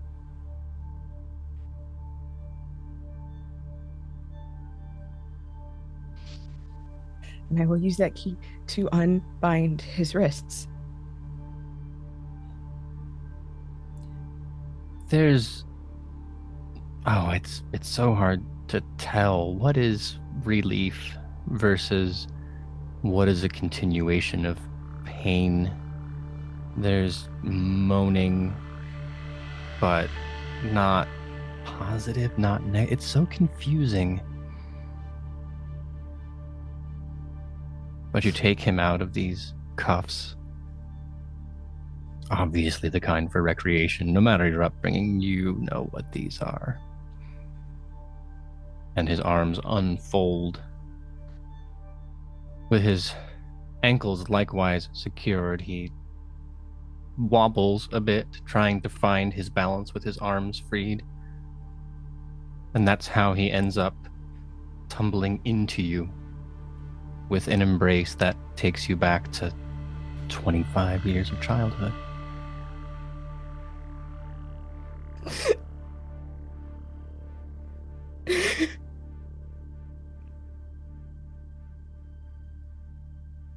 Not much of what comes out of his mouth is intelligible because, as established, it can't come out of his mouth. But even then, you know what your name sounds like, and you know especially what it sounds like on his lips.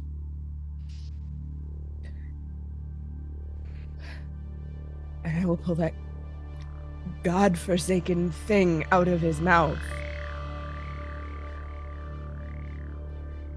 There is relief.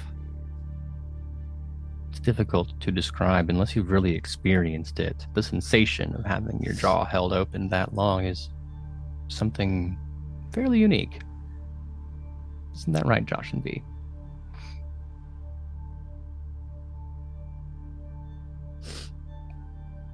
But he's smiling, taking the first of a well-earned deep breath. He says, oh, thanks, wow, I definitely should not have trusted the person who said they were just gonna keep that in the corner.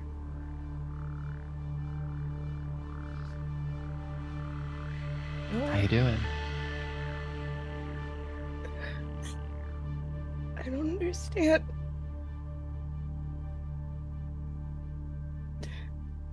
What do you mean? What is this? What is all of this? You don't... This isn't...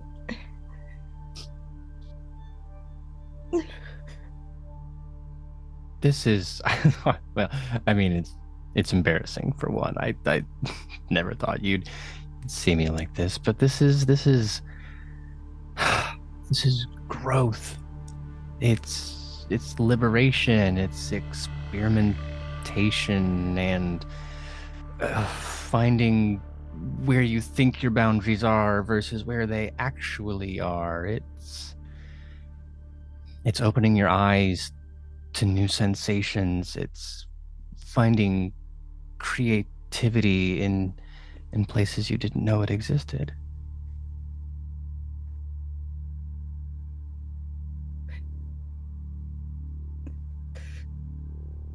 Noah, you don't look well. You're too thin.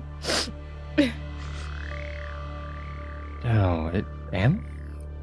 He feels genuinely confused by that question. There's a lack of recognition in his eyes as he looks down to his body. You are, of course, objectively correct. He looks hurt, to say nothing of malnourished, at the very least dehydrated. This is, by your estimation, the body of someone who has been, God, 50-50, locked in a depression cocoon, subsisting on nothing but Diet Sprite, or the way marathon runners look after they finished the race and all the calories have gone to moving. It's his cheeks. They were always full, rosy. He would joke about that was the first thing that women noticed about him, was that big, full smile, but he looks so hollow now.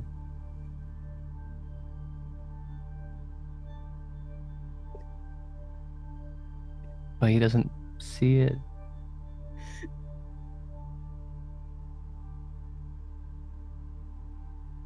Where are you?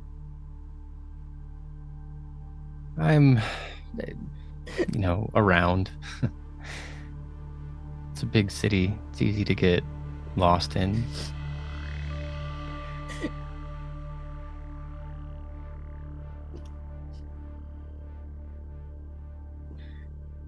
I'm not trying to be evasive. It's not like that. I'm just you know how Mom raised us, and you took to that more than I did, and I'm it's a new thing. I'm changing, Aisha. I'm discovering these things about myself, and I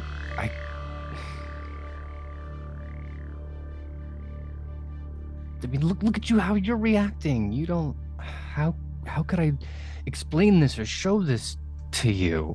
I don't. I don't care what you're into. I don't care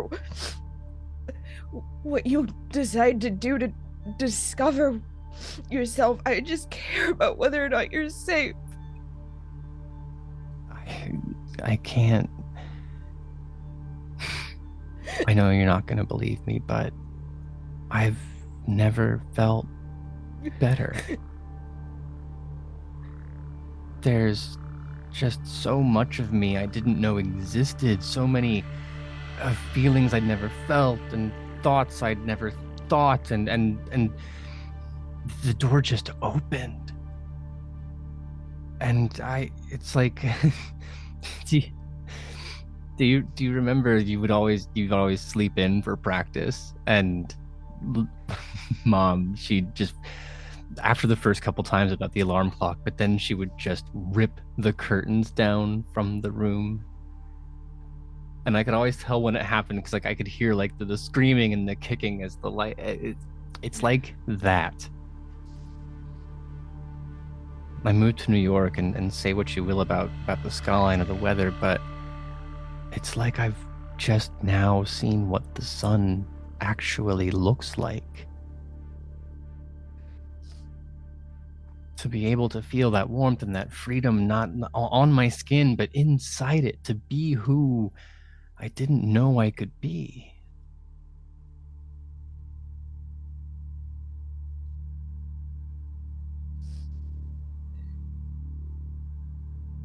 I'm not trying to hide it from you, Aisha. You've always been you. And I mean, I'm not the only brother in the world who wouldn't want to see his sister like this, right? It's not that I'm not hiding from you me. I'm hiding this from you.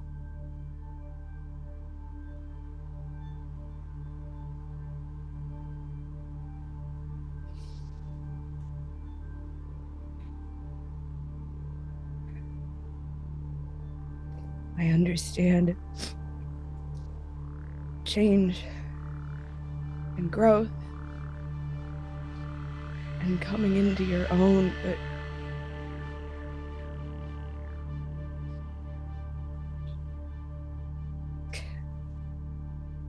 what I don't understand is you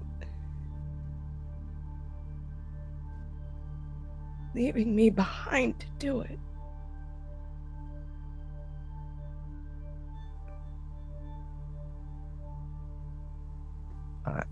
I don't have an answer.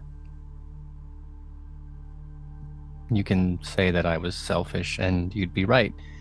And you could say that I lost hold of my roots, and you'd be right. You could say that I'd forgotten my family, and you'd be right. But I need you to understand how important it is to have this.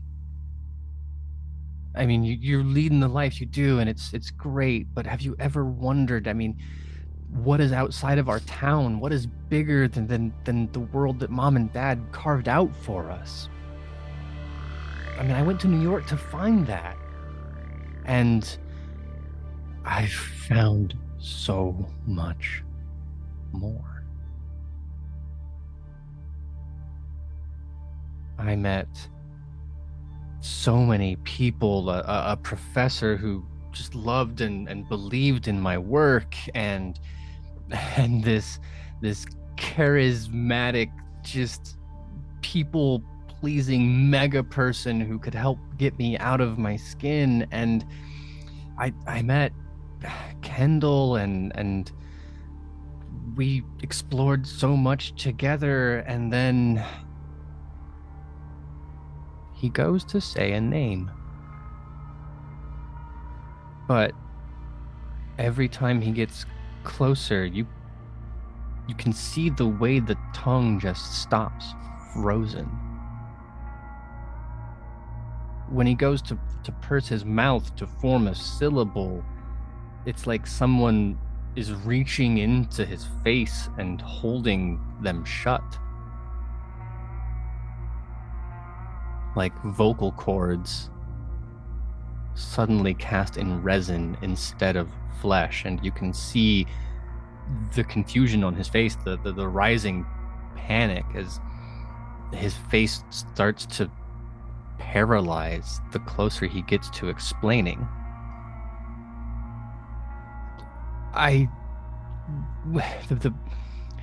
There was the party, and then I met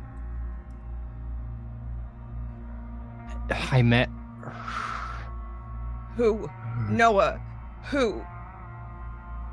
That is when a figure just appears at the slightest edge of your vision. A shadow on top of a shadow.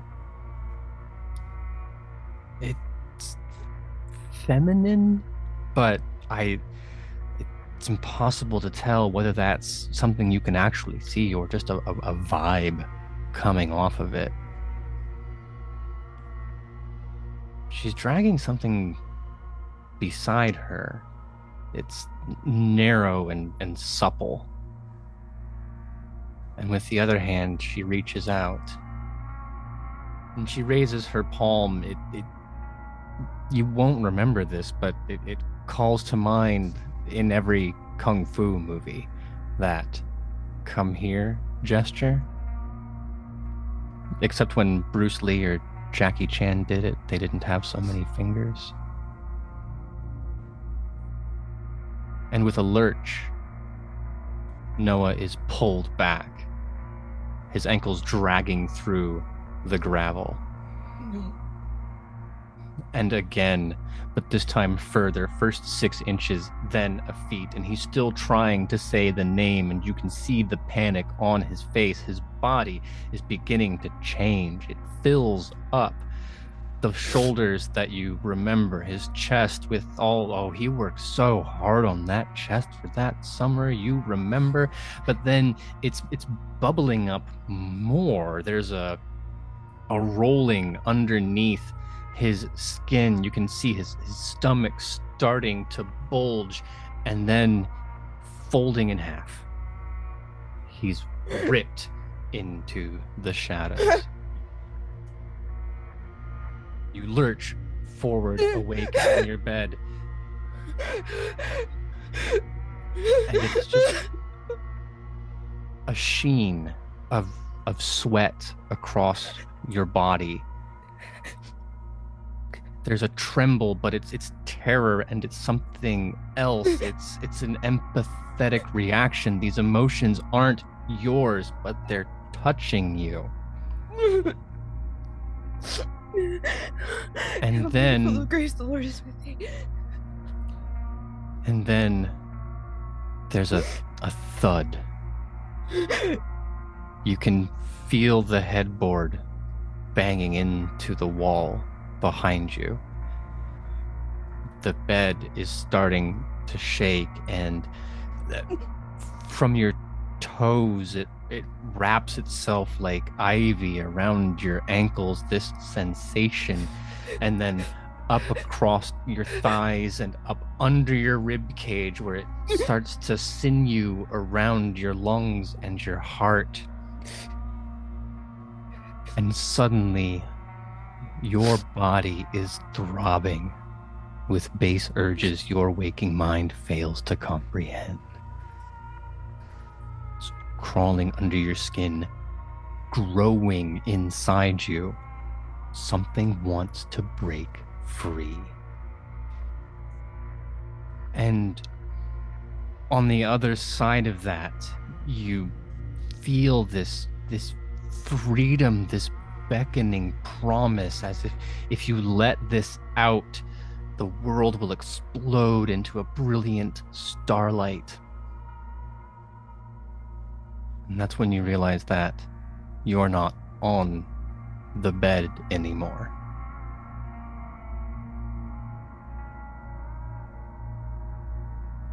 There's a black plane of existence that spreads out around you. Everything shimmering, except for the few square inches around your hands. It's hot.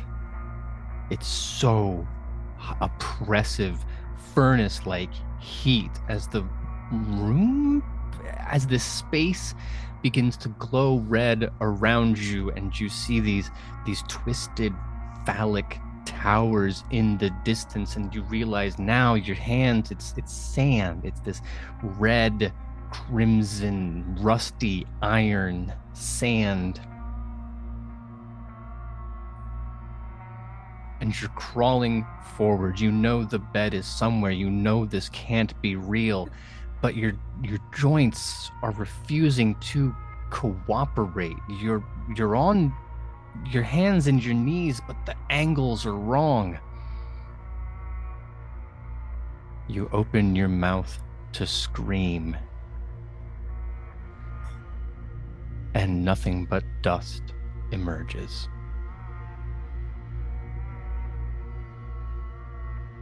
And then you come lurching out of the bed. You're back in Kendall's apartment now. You've kicked off all of the sheets. The pillows have been thrown. The bed is sitting in the center of the room and no longer against the wall. You feel nauseous, dizzy, and there's a fullness in your stomach, just above the diaphragm a little bit. There's a gravity and a weight.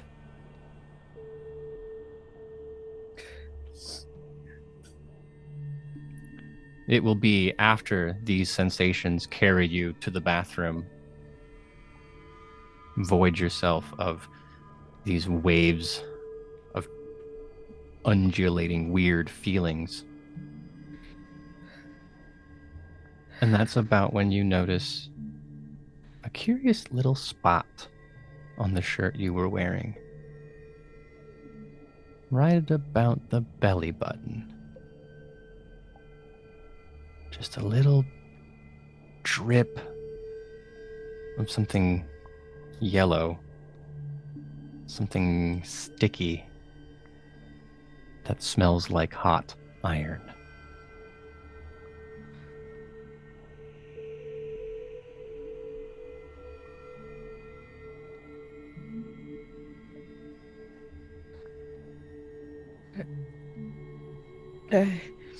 Somewhere back in the bedroom that's destroyed, my rosary, where is it?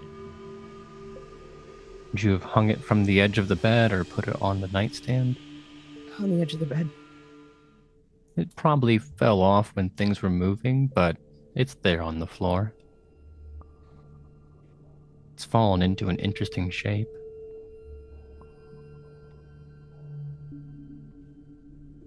What Something shape? like it's a V, the bottom part, but then it's kind of looped around itself into two kind of horizontal ovals,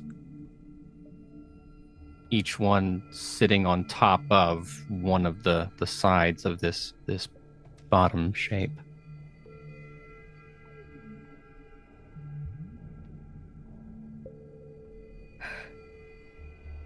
I wouldn't think about it too much.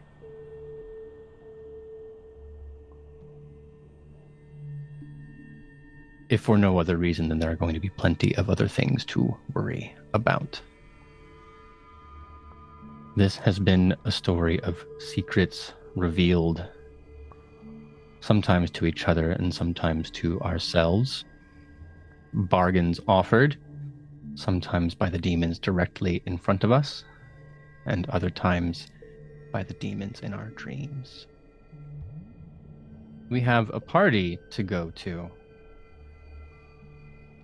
If things are to be believed, the same kind of party that sent Noah off to a place Aisha can't comprehend, and that Kendall is desperate to escape. A place that has haunted Professor Wilmot and may come to face Aiden if he can't deliver. This has been episode 2 of Downfall, a scenario for Kult Divinity Lost by M. Marshall, available in the Screams and Whispers campaign book for Kult Divinity Lost. I'm Aaron. I have been your storyteller. I have been enjoying my time tormenting consensually our delightful cast. As recently introduced to demons and the plane of limbo, Professor Wilmot, Joshua Pangborn. How are you enjoying the game so far, sir? I am having a dastardly good time. And if people want to see how you enjoy yourself in other forms of media, where can they go? You can find me on Instagram at Sidekick Productions, on Twitter at Sidekick Prod, and most importantly on YouTube and Patreon at YouTube at youtube.com/Sidekick Productions and Patreon at patreon.com/Sidekick Productions. For, I presume, more of the facial expressions you made while a 6-armed demon availed himself of your body. And oddly, not the first time that you can see those facial expressions at any of those shows that I make there, so. If you like good facial expressions, but maybe with slightly less of a sensual air, you can find PJ McGaw, who played Aiden, coming at us live from Nat 20. Tell him how to get there, PJ. Sure thing. First of all, hi everyone. Thank you so much. Hope you like the show. My name is PJ. You can find me all over the internet at pj.mcgaw. You can also find Nat20 Productions on Twitch for Nat20 Productions Official, as well as YouTube at Nat20 Prods, and our Twitter, Nat20 Production, I believe, without the S there. But if you ever see the green D20 with the laurels, that's us, and we hope you like our great fun show, and we're going to be having a lot of fun things planned for us this year. So come over, we'll see you then, and I love you. How are you handling the revelation on the Kendall end of the sphere? It's all data to me, man. Putting in the book, deciding who's going to have the most points at the end of the episode so you know who to turn over. Well, one of those people who might be turned over has already been turned over, depending on which movies you've been watching on the internet, as the girlfriend Kendall. It is our art czar, art aficionado. If you watched the opening video to this, which you should have, that nice, awesome little introduction, that is coming from Vlog. Hi. That's me. I'm V. Yeah. Is this where you're gonna ask me? Because you always ask me the question, and it's weird if you don't ask it. Oh, that's right. Because this is like I've trained you in a Huh? weird way. Mm-hmm. Like a weird Pavlovian thing. Let's not read into it. Mm-hmm. V, where can they find you on the internet? Hi folks. You can find me on Twitter at Vegas for Vampire, because my name is V. And I like vampires. You can also find me doing all manner of things over here at Queen's Court Games. As Aaron said, I do all the art, the videos, things like that, all that fun stuff. You can find me doing art on Patreon. I think soon, TM, you can hear me doing some voiceover work with Sidekick Productions over there. So you know, there's a little bit of fun stuff in the works. Gosh, yeah, there's too much on my plate to actually think about. It's all just kind of piled on right now, so yeah, but that's me. And we're delighted. V is speedrunning the show up on more screens than Kendall checklist. Jesus titty fucking Christ, Aaron. I know. I've got a whole rack of these behind me. I sometimes when I don't know what to write about the actual scenario, I just come up with things like that to throw out at all of you. You know who Perfect. also has a big rack of all these? Big John? Big John definitely does. Yeah. Big John inspired by every creepy shopkeeper in every Stephen King movie. In a different movie, he would be cast as the Harbinger. So, small role, gets his hours in, has his card, but mostly just creepy shopkeeper and guy who says, I wouldn't go to those cabins this time of year if I were you, right? Sure.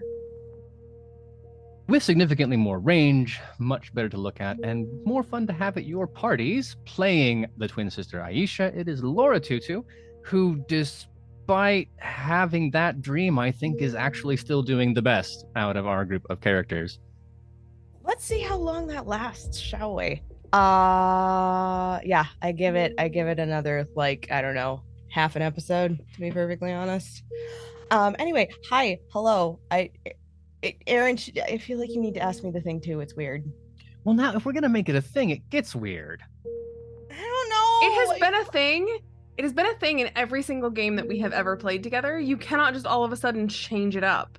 You have a script, Aaron. Stick to your fucking script, please. I know, but then I'm told that like my PJ has a catchphrase, and I don't want to copy his catchphrase, so I just have to say, well, where can people find you? And it doesn't feel as good, so I'm trying to improvise my way through it until I land at something. But then I'm just like, I'll let you introduce and take some initiative because you're all agentic, powerful people who can, like fill your own scene. And I wasn't ready for this kind of pressure, and now look what you made me do in front of the audience. Laura, if people wanted to worry less about what I'm doing and are desperate for something to put into the browser window so they can stop watching this show, my display, not this show, where should they go? Well, you can usually find me screaming into the void on Twitter as Laura_Tutu. Honestly, it's probably where I'm funniest, which that's saying a lot. You can also find me on Instagram as _Laura_Tutu_. Same thing on the TikToks because, well, someone just took Laura_Tutu right up under my nose because that's just how shit works. For the most part, I'm gonna be here hanging out with the folks at Queen's Court Games. Sometimes if you find something funny on the Twitter or the Facebook or the Instagram, it might have been me, who knows. But yeah, I'll be here with the folks doing tans and doing some potential Call of Cthulhu and some potential 5e all femme fabulousness. There's a lot going on, so you're just gonna want to stay tuned. All the more reason. And I know that this part of the show, people are like, yeah, whatever, follow them on Twitter, I don't give a shit. Like, do the raid thing, give me the channel points, I'm gonna get out of here. But there is so much going on from so many talented people that I do implore, like, put !cast, it'll be there, you can just copy paste it and throw out some follows because these folks deserve it. I don't, but I'm going to tell you my follow information anyway. You can find me at Aaron in Words on Twitter and nowhere else because I promised and was guaranteed by these people that I only have to do one social media. Aside from that, if you want to find out what I am doing, you can go to at Queen's Court RPG on Twitter, Queen's Court Games literally everywhere else, and keep track of the different games that we're bringing up, including ones that these folks are going to be on, continuing their streak of amazing performances. The amazing performances for Downfall will continue next week, same time, but 3 hours ago on this channel. Else, for more information, like I said, pop over to our socials and see what's coming on down the pike. Special thanks, because this episode was brought to you by our Duke tier patrons, Callie, Ben, and Mark. We have some new ones coming too. You can check them out on the graphics. If you would like to get your name on a graphic, in addition to many more substantial benefits, you can do so by going to patreon.com/QueensCourtGames. In the meantime, bye for now.